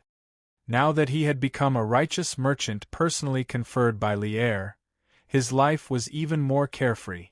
Searching for delicacies everywhere could be considered as one of his usual hobbies. As for the price of these delicacies, he didn't care in the slightest. Alright, moneymaker, quickly go and instruct the kitchen to give Boss Feng a plate of brothers' hearts. Manager Lu smiled and shouted at the waiter. Alright, manager. The waiter responded and went to the kitchen to instruct. After approximately 7 minutes, the waiter came out with a plate of sparkling and translucent bean sprouts that emitted a faint fragrance, and then walked towards Feng Jihua's location. Boss Feng, your brother's hearts. This. Why does this look like bean sprouts? No. It's winter, how could there be bean sprouts? After Feng Jihua saw clearly what was on the plate, he spoke in surprise. Haha. Boss Feng, this isn't bean sprouts, you'll understand after you try it. Don't worry, you absolutely won't regret it after you eat it. Manager Lu was afraid that Feng Jihua would misunderstand. After all, a plate of bean sprouts was sold for over 600 copper coins, so he hurriedly came over to explain. Chapter 10:18. Haha. Since Manager Lu praises such a delicacy, this old man naturally has to give it a try. In the Drunken Immortal restaurant, Feng Jihua chuckled as he glanced at the sparkling and translucent bean sprouts on the plate. Finished speaking, he picked up his chopsticks and directly picked up a small handful of bean sprouts without waiting for the other dishes. The pure white bean sprouts were suffused with a clear oily sheen, causing Feng Jihua to involuntarily swallow a mouthful of saliva.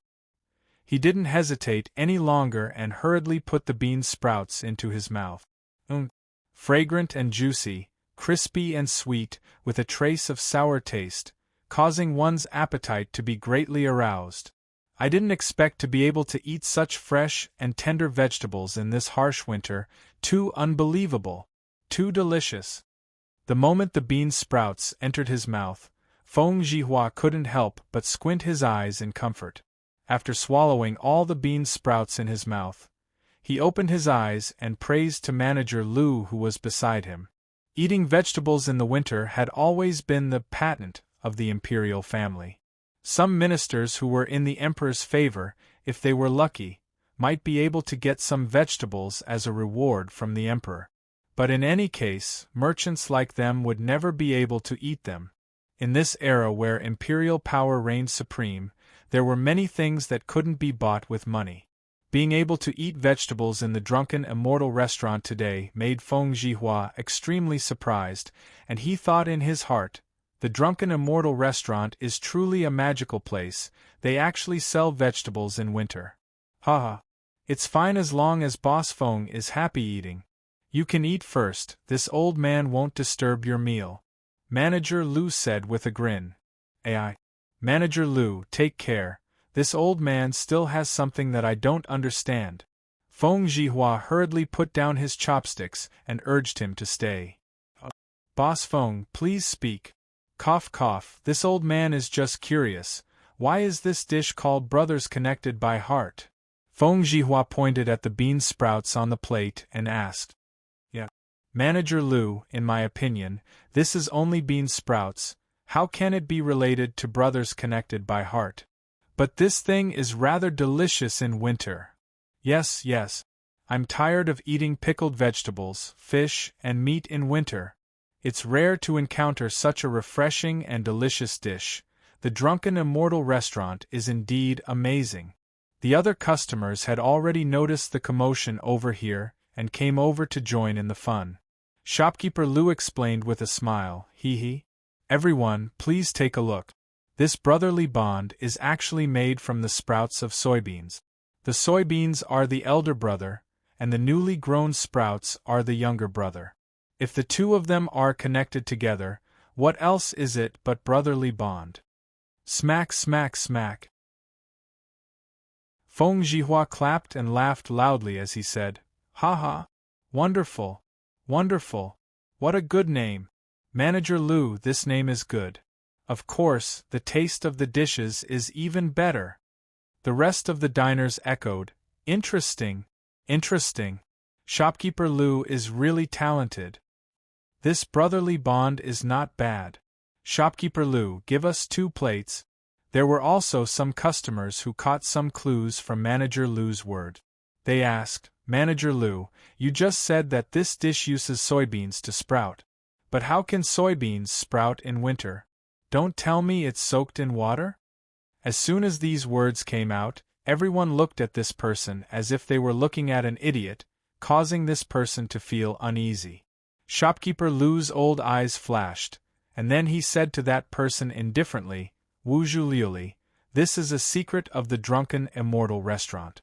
Forgive me for not being able to tell you. Obviously, this was a barbarian merchant who didn't know much about the ways of the Central Plains dynasties.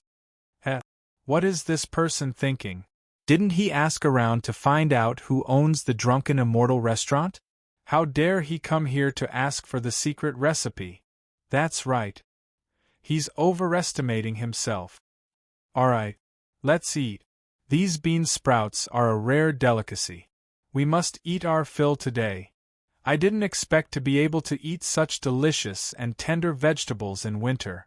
The Drunken Immortal restaurant is too amazing. That barbarian merchant's face turned green and white when he heard everyone's discussion. In the end, he apologized to shopkeeper Lu and left. After a while, Feng Zhihua had eaten his fill. He stood up and prepared to pay the bill, but he couldn't bear to part with the delicious bean sprouts he just ate.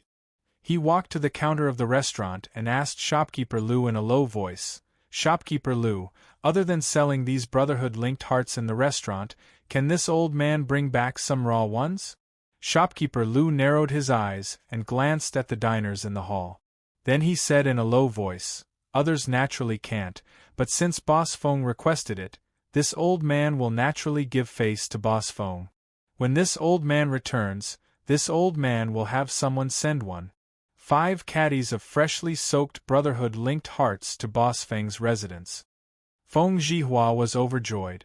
He cupped his hands and said excitedly in a low voice, Many thanks, Shopkeeper Lu. Yanwang College's cafeteria also released a new dish today. However, unlike the elegant name of the Drunken Immortal restaurant, there were only 4 words added to the menu, stir-fried bean sprouts. At first, the students who came to the cafeteria to eat after class didn't notice that there was a new dish in the cafeteria today. The main reason was that the same meat was served every day. No one would have thought that fresh vegetables would suddenly appear. Moreover, even if someone noticed the words, stir-fried bean sprouts, on the menu, they wouldn't know what kind of dish it was, so they wouldn't order it. However, there was one person who did know, and that was Li Tai. The little fatty came to the cafeteria after school. When he saw the new, stir-fried bean sprouts on the menu, he was shocked at first, then ecstatic. He didn't hesitate at all and directly ran to the window that sold bean sprouts. "Master, give me 3 servings of stir-fried bean sprouts and 2 bowls of rice," Li Tai hurriedly said when he arrived at the window. He was afraid that the dishes would be snatched away by others if he was late. In fact, he had ordered too many dishes. Until now, he was the only one who was willing to buy bean sprouts. "Okay. It's a total of 900 copper coins," the waiter said as he finished ordering the dishes. The bean sprouts were sold at the Drunken Immortal restaurant for 666 copper coins a plate. At Yanwang College, it was only 300 copper coins. As for the rice, it was free. Here you go." After the little fatty paid, he immediately carried the tray and planned to find a seat to enjoy the meal. Li Ku, Ching Chumo, and a few others who followed behind him surrounded him. Ching Chumo said, "Wow! Chinke, your appetite is so good today? You ate so much? What kind of dish is this? Why haven't I seen it before? Oh, it smells so good. Chinke, where did you get this dish? What's its name? Tell us quickly." Li Ku sniffed with his nose and immediately said with a face full of excitement. Sun Zifen licked his lips and chuckled. "That's right. Chinke, tell us quickly, we can't enjoy the delicious food alone." Li Tai placed the tray on the empty seat beside him, pointed at the window where he had just gotten his meal, and said, "Here. It's at that window. The dish is called stir-fried bean sprouts. Chonyo, you guys go quickly."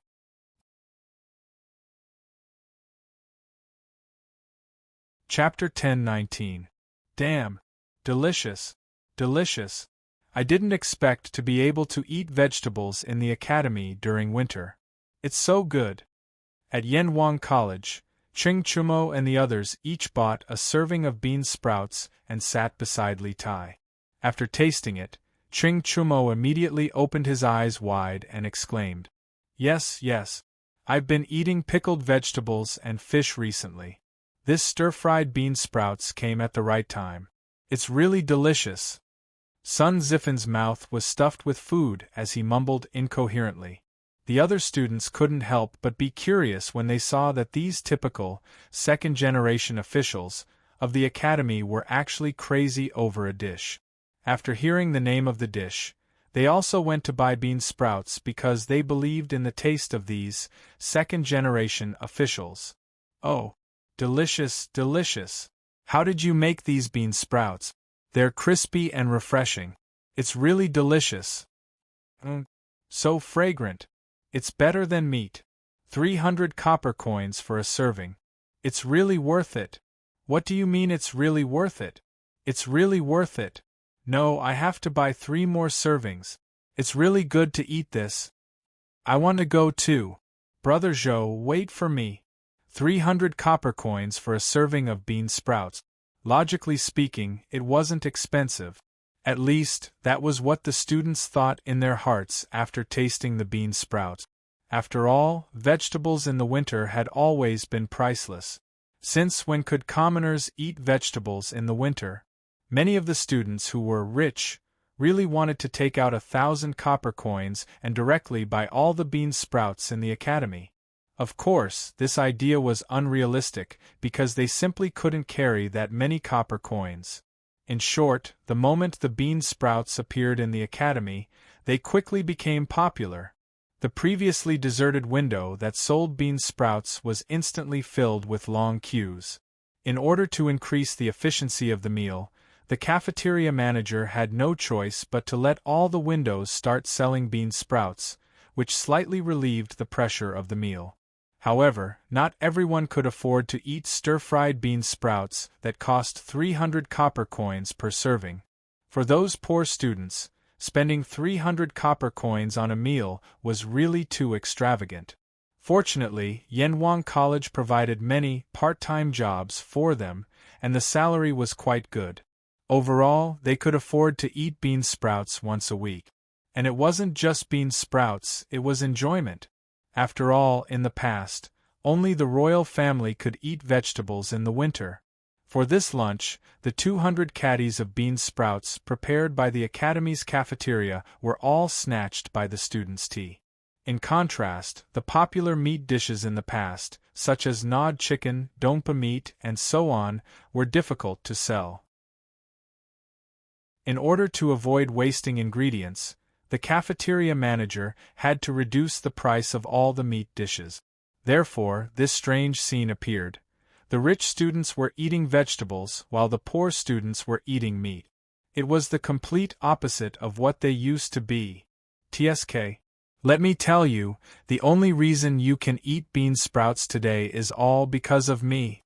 If I didn't strongly recommend Yamacho to provide bean sprouts to the Academy's cafeteria, you might not be able to taste such delicious food in your lifetime. After lunch, on the way back to the classroom, Li Tai began to brag to Ching Chumo, Li Ku, and the others. Damn!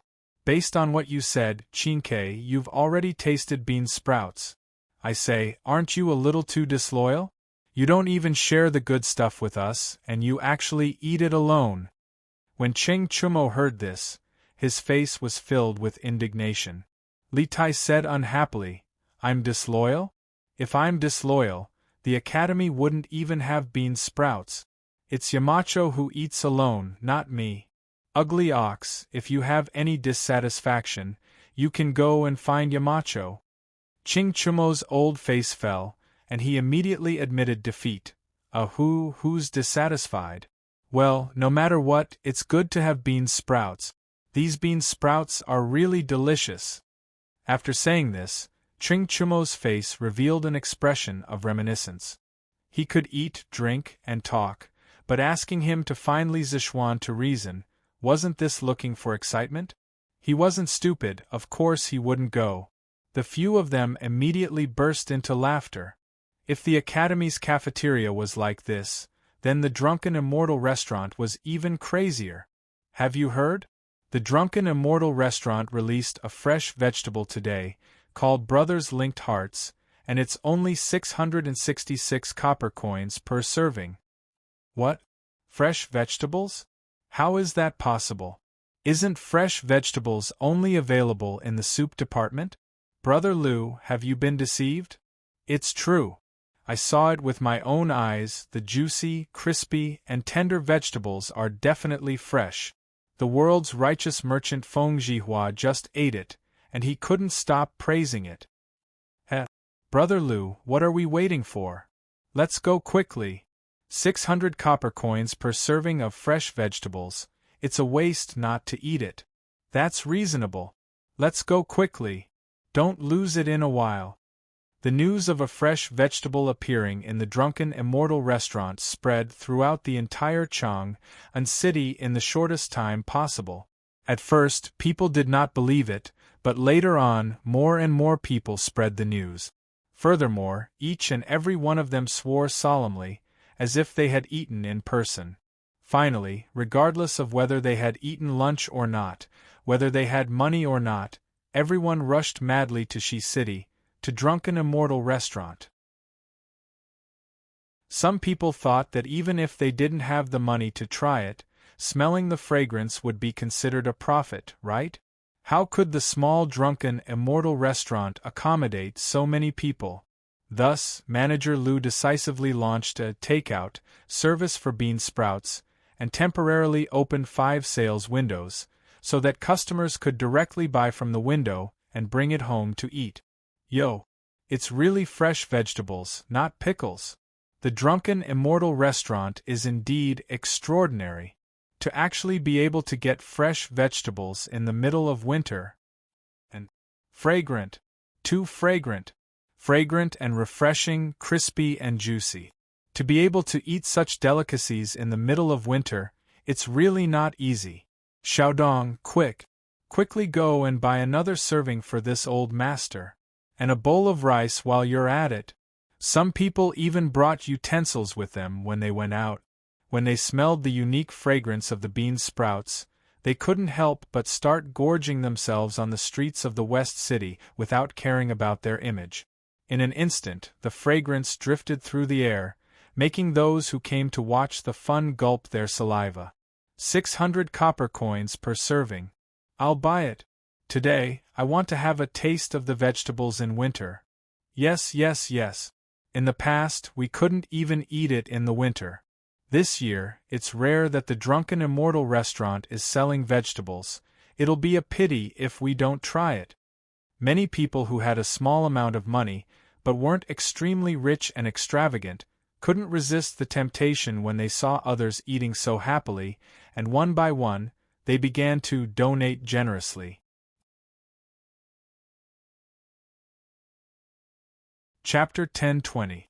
Yesterday afternoon, the Drunken Immortal restaurant received more than 600 caddies of bean sprouts. Shopkeeper Lu thought that it would at least last for 3 to 5 days, but the result was out of his expectations, because the 600 caddies of bean sprouts only lasted for 4 hours in the Drunken Immortal restaurant. Yes, you didn't hear wrong. It only lasted for 4 hours. From the time when the first plate of bean sprouts was served to the time when the bean sprouts were all stir-fried, it really only took a little more than 4 hours. All of the chefs in the Drunken Immortal restaurant's hands were sore from cooking. No, Shopkeeper Lu.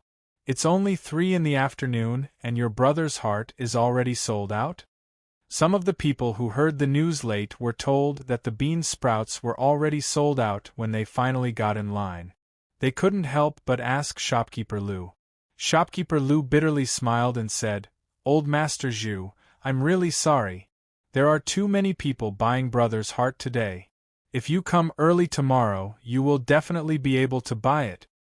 Old Master Zhu sighed and said regretfully, I miscalculated.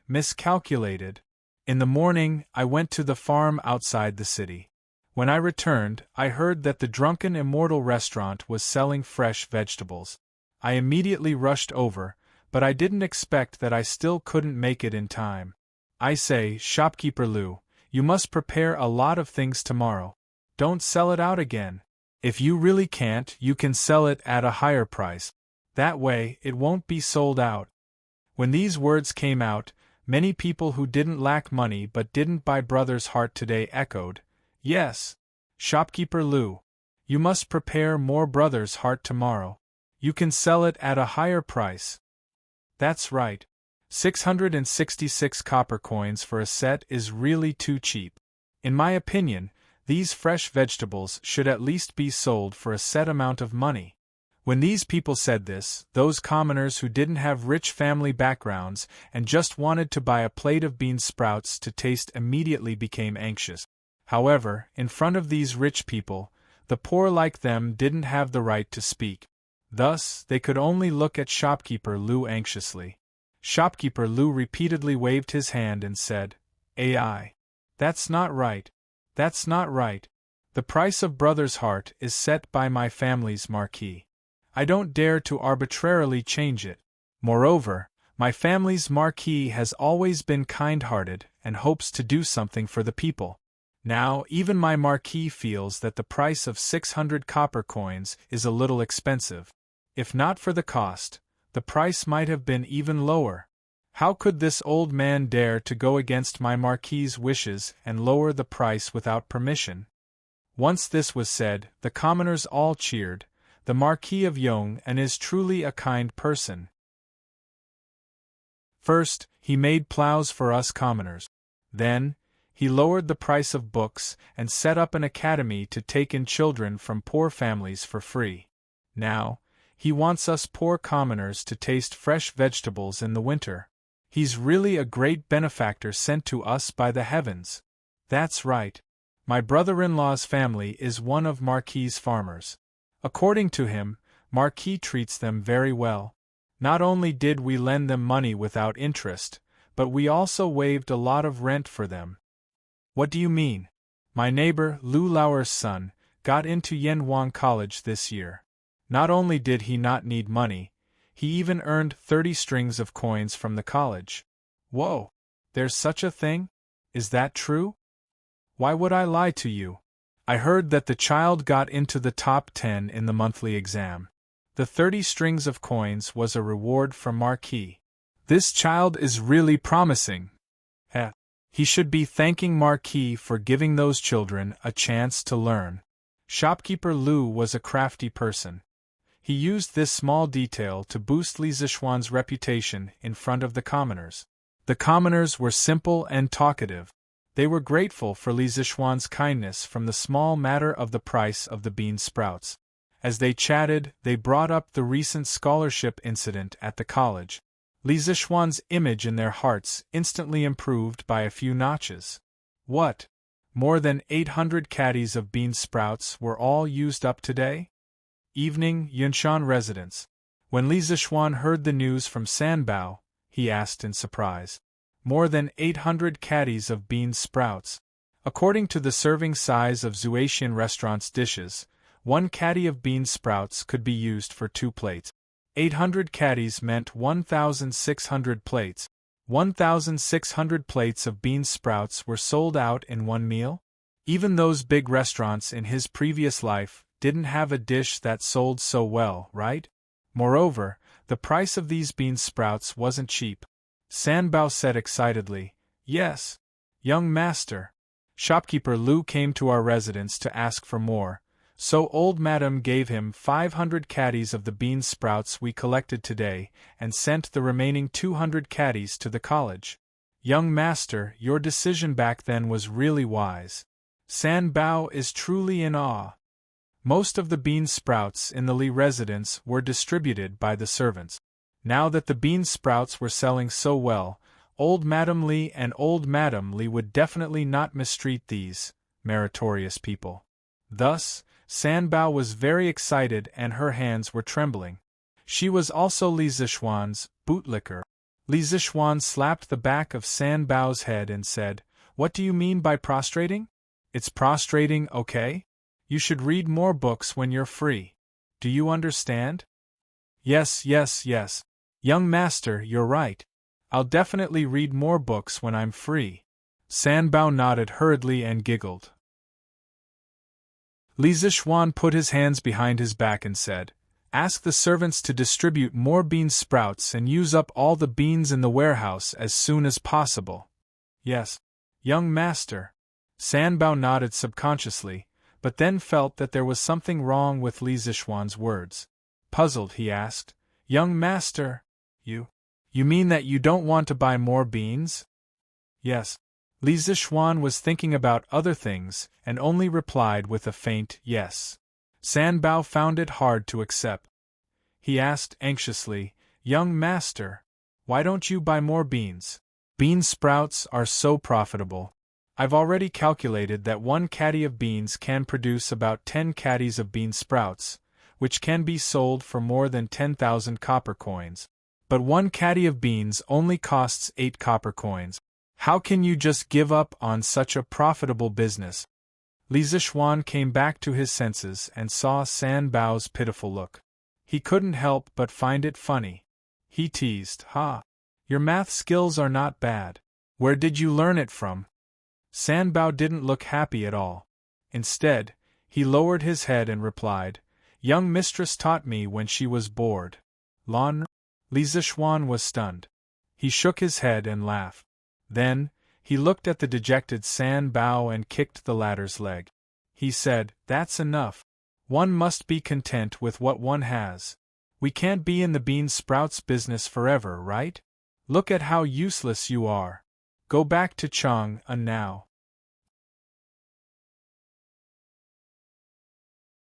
Chapter 10:21. Li Zixuan definitely wouldn't be in the bean sprout business for the rest of his life. What he wanted to do in the Tang Dynasty was to become a technological powerhouse, not to develop the country through commerce. The so-called commerce was just a tool in his hands.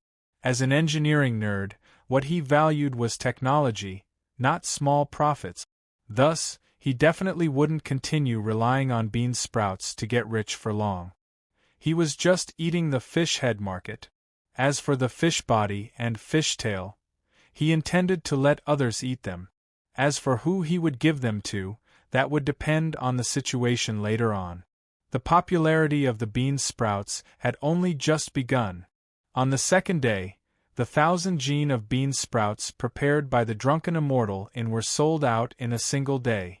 Because those who had eaten the bean sprouts and came from well-off families all became repeat customers of the Connected Brothers. As for those who hadn't eaten the bean sprouts, after hearing the praises of the Connected Brothers for the entire day, they naturally came over to try it. Thus, the number of customers who came to buy the bean sprouts on the second day was much more than the first. It was worth mentioning that the head eunuch in charge of purchasing in the palace had specially come to the drunken immortal to purchase a batch of bean sprouts. The bean sprouts he purchased were naturally raw. After all, it was food that Li ate, so how could he hand it over to someone outside the palace to cook? The street in front of the drunken immortal was bustling with activity. Many people were buying and eating on the spot. Those who had carriages sat in them, while those who didn't had carriages found a place to eat on the street. Upon seeing this, the shopkeepers of the restaurants and shops beside the drunken immortal decided to clean up their shop. They placed some empty tables and chairs inside and outside the shop to provide a place for those who were eating bean sprouts on the street. Of course, there was a charge for this. Outside the shop, it was cheaper at 5 copper coins per seat. Inside the shop, it was more expensive at 20 copper coins per seat. They even provided free tea. If those customers took a fancy to the items in the shop and bought them, they would earn even more. Because the drunken immortal knew the secret to growing bean sprouts, they ate the meat at the front. Even though the surrounding shops didn't know the secret, they still had to follow behind to drink some soup, right? On the second day, the 1,000 gene of bean sprouts of the drunken immortal were all sold out. Even if the surrounding shops followed behind to drink soup, they still earned a fortune. Every shop earned at least 5 strings of coins more than usual. The third day, the drunken immortal restaurant once again exerted its strength and prepared 1,100 pounds of bean sprouts, but it was still unable to hold off the crazy diners. As the only restaurant that could provide fresh vegetables in the winter, it was difficult for the drunken immortal restaurant not to become popular. Through this matter, it had once again established its position as the overlord of the restaurants in Chang'an City. As for Yanwang College, the supply of bean sprouts had been increased to 300 caddies. However, the students still finished the 300 pounds of bean sprouts. After all, there was no lack of rich second generations in the academy. It was common to see one person eating several portions of bean sprouts. For example, Li Tai and Ching Chumo. On the fourth day, the drunken immortal restaurant prepared more than 1,500 caddies of bean sprouts, and they barely managed to last until the restaurant closed at 5 p.m. Although this had not reached the daily consumption limit of bean sprouts for the people of Chang'an, it had already reached the physical limit of the chef of drunken immortal restaurant. They were really too tired these few days. After manager Lu promised to double the salary for this month, the chefs felt a little better. The drunken immortal restaurant continued to become popular because of the bean sprouts, which naturally attracted the envy of others. After all, the daily consumption of over 1,000 caddies of bean sprouts was close to 200 strings of coins. Although the cost of bean sprouts was unknown, it should not be too high. This was truly a profitable business. How is it? Is it still not working? In Yunlai restaurant, a middle-aged man with a full beard had his hands behind his back and an ugly expression on his face as he asked the servant in front of him. Looking at his face carefully, it was the barbarian merchant who had asked manager Lu how to distribute bean sprouts. Wuzhu Lulin. Master, it's still not working. Beans are basically rotten after being soaked in water for a day and night. They can't be eaten at all, let alone sprouts," the servant said with a bitter expression. Hearing this barbarian merchant already knew that the drunken immortal restaurant's brotherly connection was soaked in beans. In fact, this barbarian merchant was not the only one who knew that the brotherly connection was soaked in beans. Basically, anyone with half a brain would be able to figure it out. There were even more people who secretly distributed bean sprouts. This was also one of the reasons why Li Zixuan did not expect the bean sprouts to make a lot of money. Because this kind of low-tech thing could be easily understood by others. It was just a matter of time. Take the nibbled chicken for example. 2 months after it was released, there were already imitations on the market. If he did not want others to imitate it, he could only raise the technology of the product. This was why he had always paid attention to technology. The workers in the workshop were currently receiving the best treatment in the entire Great Tang. "Bastard! This old man has spent so much money to raise you, but you can't even do such a simple thing. You're all a bunch of trash," the middle-aged barbarian merchant roared. With a paw, he smashed the vase on the table beside him. At this moment, a beautiful barbarian woman with a seductive figure and revealing clothes walked over. That barbarian woman walked over and grabbed the barbarian merchant's hand. Then, she placed it on one of her peaks for warmth and said coquettishly, "Master, don't be angry. It's not like there's no other way."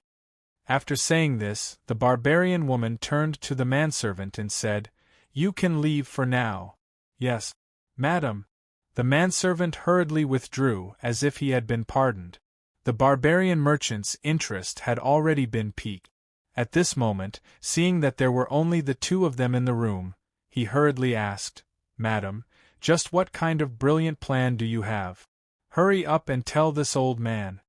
The barbarian woman smiled sweetly, her smile bewitching as she said, "Master, if we can't make it ourselves, we can steal it." "Steal? How do we steal it?" No matter how bewitching the barbarian woman's smile was, the barbarian merchant remained unmoved. This was because at this moment, he only had eyes for small amounts of money. The barbarian woman coquettishly said, "Master, you've been intelligent all your life, so how can you be so foolish now? The Drunken Immortal Inn's Heart-Linked Brothers sells an astonishing amount every day. There must be a lot of people involved in the production. Snow Cherry has already asked around for master. These Heart-Linked Brothers are soaked in soybeans by the servants of the Eternal Peace Marquis estate. As long as we can get in touch with the servants of their estate and entice them with benefits, we won't have to worry about not knowing how to soak soybeans, right?" The barbarian merchant's eyes darted around, and then he was overjoyed. "Ha ha! Wonderful! Wonderful! My Snow Cherry is really exceptionally intelligent. Madam, you've done a great service this time. Once it's done, this old man will definitely dote on you." Even though there were risks in stealing secrets, especially when they were stealing secrets from Li Zixuan's estate, many merchants were willing to take risks in the face of enormous benefits. "Master, you're so hateful."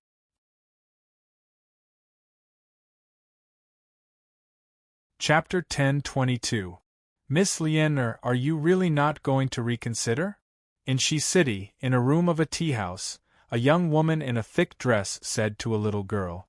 This little girl was the Li residence's maidservant. "Lien, no, no. I will never betray young master and young madam." Lien shook her head fiercely and replied. Today, she had come to the pharmacy in Shi City to get some medicine for her mother. However, a woman stopped her halfway and said that she had a way to treat her mother's illness. She was overjoyed and followed her to this tea-house. However, she did not expect that woman to actually want to use 100 strings of money to exchange for the Li residence's bean sprout secret formula. Lan subconsciously rejected it in her heart because the 2 strings of money in her purse to buy medicine were lent to her by Han Yushi yesterday. With that, Lien turned to leave.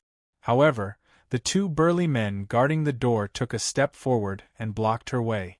Miss Pingxiang, what do you mean by this? I'm from the Marquis's residence, and this is the foot of the Emperor. Do you want to commit murder? A hint of panic flashed in Lien Er's eyes, but when she remembered that this was the capital, she calmed down slightly and forced herself to remain calm. Impudent!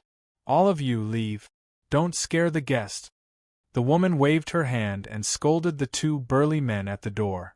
Then, she went forward and grabbed Lien Er's hand. She smiled and said, Hee. Lien Er, you might have misunderstood what I meant just now. I didn't ask you to betray the Marquis of Yong'an. I just want to know how these soybeans are soaked into bean sprouts. Don't worry, after I know, I will definitely leave Chang'an immediately and go to other counties to sell bean sprouts. Naturally, I won't harm the Marquis of Yong'an's interests, and you can't be considered as betraying the Marquis of Yong'an. Don't you think so? Lien Er frowned slightly and remained silent. Seeing this, the woman continued to persuade. Besides, your mother is sick now. You definitely don't have enough money, right? Sister Lien Er, as long as you tell me the bean sprout recipe, not only will I give you 100 strings of cash, I will also help you find the most famous doctor in the world to treat your mother.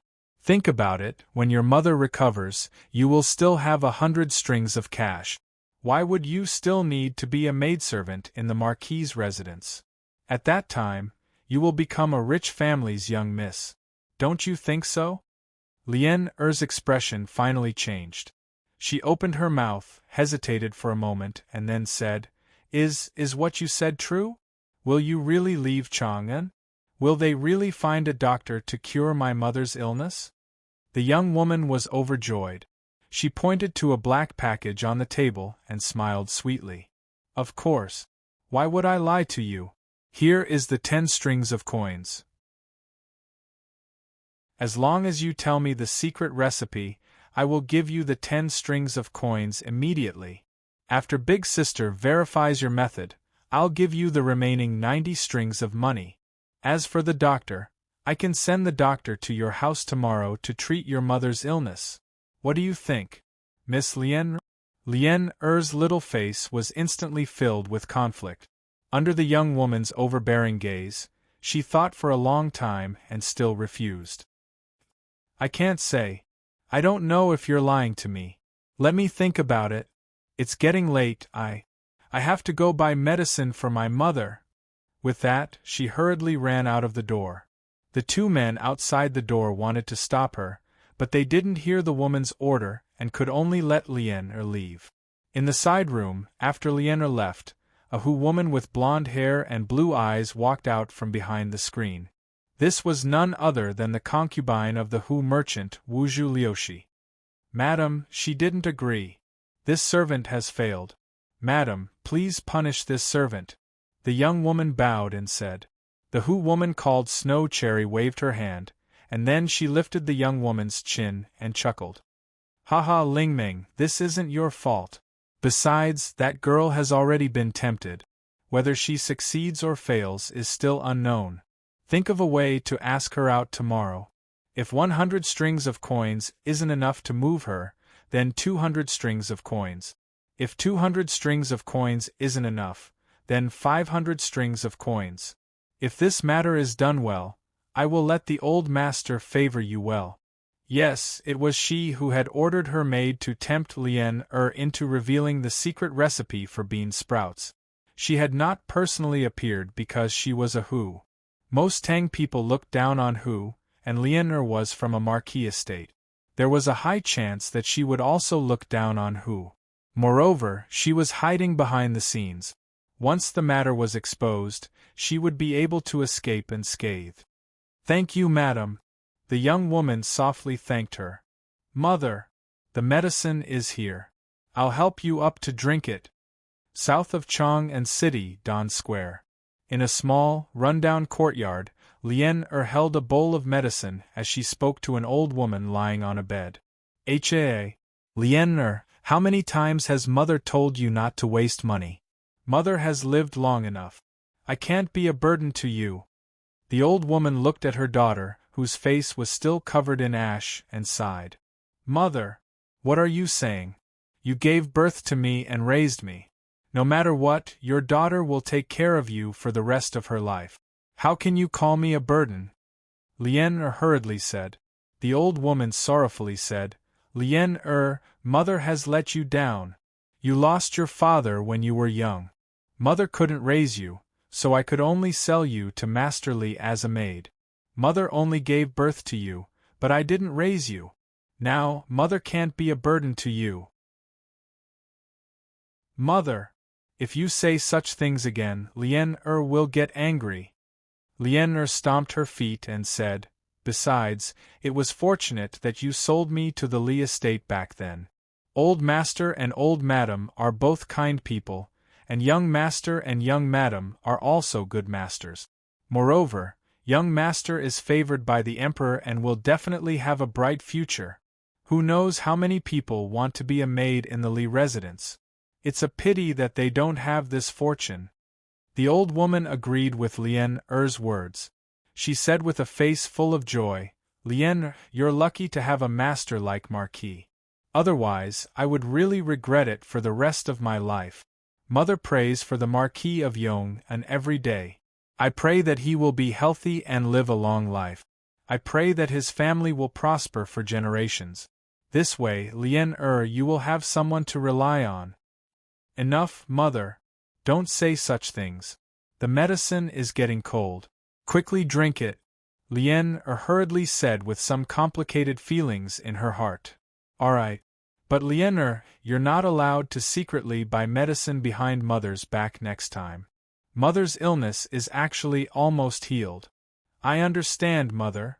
Only then did the old woman drink the medicine in the bowl. Then, she muttered to herself, This Marquis of Yong'an's wife is really kind. She lent you money and actually didn't set a time limit for you to return it.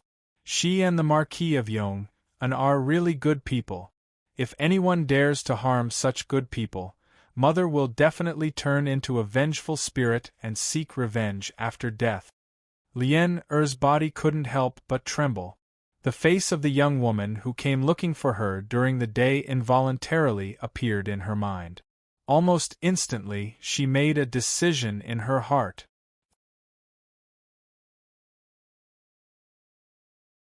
Chapter 10:23 Marquis Yunshan Residence, Li Family. Pang Feiji whispered something into Li Zixuan's ear. Li Zixuan's face darkened and his eyes flashed with a cold light. He muttered, 12? There are so many people who don't want to be left out. Pang Feiji cupped his fists and said, Marquis, do you want me to capture all these servants and send them to the imperial governor's office? Li Zixuan pondered for a moment and waved his hand. No need. Give them one more chance. Let's see if they can rein it in. Today, I will return to Chang'an with you. Pang Feiji did not understand, but he still cupped his fists and said, Yes, sir. Not long after, the master and servant rode towards Chang'an City. As for Han Yushi, she returned to Chang'an on the first day of the bean sprout sale to take charge of the situation. Young master, you're back.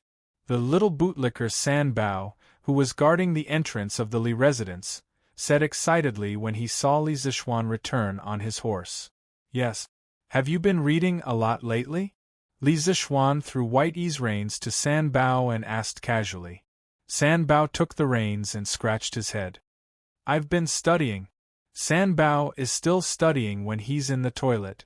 Li Zixuan did not know whether to laugh or cry. He shook his head and went straight to the front hall. Little Xian is back. Although Chang'an was not far from Yunshan residence, as long as they did not see each other every day, Madame Li was still worried about her son. When she saw Li Zixuan return, her face immediately revealed a look of warmth. Yes. Li Zixuan agreed and sat down to chat with his parents for a while. At this time, Yi Guozhong happened to pass by the door. After glancing at Li Zixuan in the room, he stopped in his tracks and said, Yo! Little Xian is back. Li Zixuan stood up and said, Yes. How are grandfather and grandmother recently? After getting along with Yi Guozhong and old Madame Yi for a long time, Li Zixuan found that they were not bad people. Old Madame Yi, needless to say, had always been very kind. Although Yi Guozhong was a bit extreme, Li Zixuan asked himself what had happened in the past.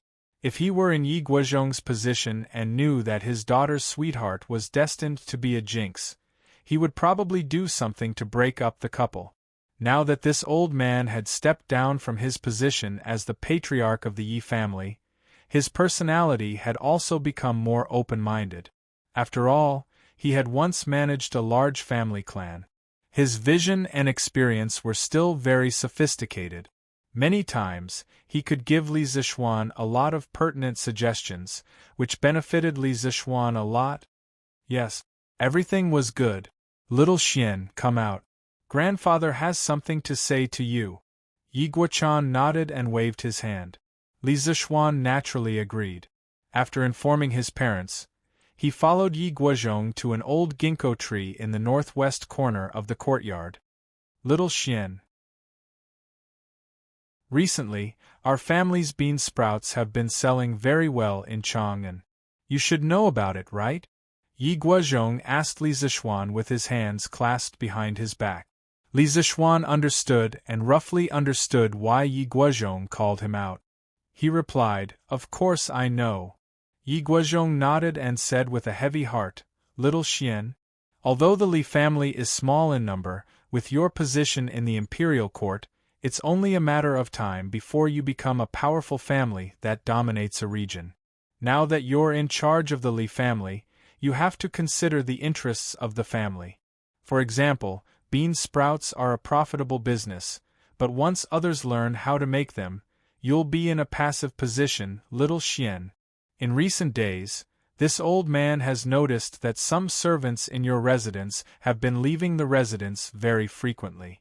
I reckon that it's very likely that other restaurants, merchants, or families want to get the secret recipe of bean sprouts through them. But you actually turned a blind eye to it and hid in Mount Yunshan to live a leisurely life. You're really.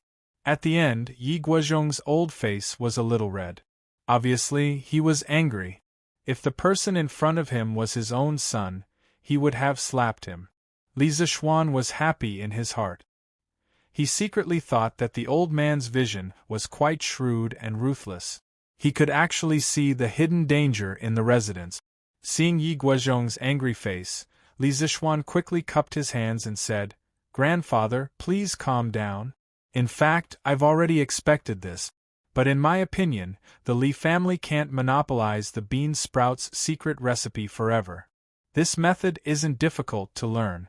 During the process, you just need to pay attention to changing the water and air of the bean sprouts. Even if the servants in the residence don't say it out, the people outside will definitely be able to figure it out within a month or two. Grandfather, don't you think so?" Yi Guozhong pondered for a moment and sighed. He nodded and said, "According to what you said, it's really possible. But if you strictly ordered the servants not to leave the residence at will from the beginning, perhaps the Li family could earn a few more months' worth of bean sprouts. But now I estimate that in less than 5 days, other restaurants in the city will definitely start selling bean sprouts. It's obviously you who thought of this thing, but it's benefiting others so quickly. Alas." Li Zixuan couldn't help but laugh and said, "Ha! Grandfather, this matter hasn't reached the end yet. It's still uncertain who will benefit from who. You just watch carefully. Let's see who will have the last laugh between your grandson and those secret thieves." Yi Guozhong was startled. He, who was old and experienced, instantly understood that Li Zixuan definitely had a backup plan. He sighed and said, "Ha! Looks like grandfather has underestimated you." "Fine, this old man won't meddle in other people's business. I'll wait outside for your good news." After saying that, the old man hummed a tune and walked away. Li Zixuan was just about to go to the Drunken Immortal Inn to take a look when he saw Han Yushi walking over with a servant girl following behind her. "Husband, are you free now?" This concubine has something to tell you. Han Yushi's expression wasn't very good. After coming in front of him, she opened her mouth and said, "And, wife, if there's anything, just say it. But, husband, why don't we go inside and talk?" Han Yushi turned her head and glanced at the servant girl, feeling troubled. Plop. "Young madam, there's no need. Lien did something wrong and should be punished. Young madam, you and young master don't have to give Lien any face." Before Li Zixuan could speak, the servant girl knelt on the ground with a plop and then kowtowed to Li Zixuan with tears in her eyes. Lien. After Li Zixuan heard the name, his heart skipped a beat, but his expression didn't change. He pretended to be surprised and said, "Madam, what does this mean? What did she do wrong?" Han Yushi looked around and wanted to say something but hesitated. Lien cried and said, "Young master, Lien has let you down." "I'm sorry, old master, madam." Lien betrayed the Li family. "I beg young master to send Lien to the authorities for punishment." Li Zixuan hurriedly said, "Quickly get up. What kind of nonsense is this? Let's go. If there's anything, let's talk in the study." Although there were very few people who came to the place where they were standing now, it didn't mean that there weren't any. At the very least, Li Zixuan had already heard footsteps approaching, which was why he said that. You're tuning in to the Phoenix Nights YouTube channel. Don't forget to subscribe and join us on this journey to catch the most captivating stories.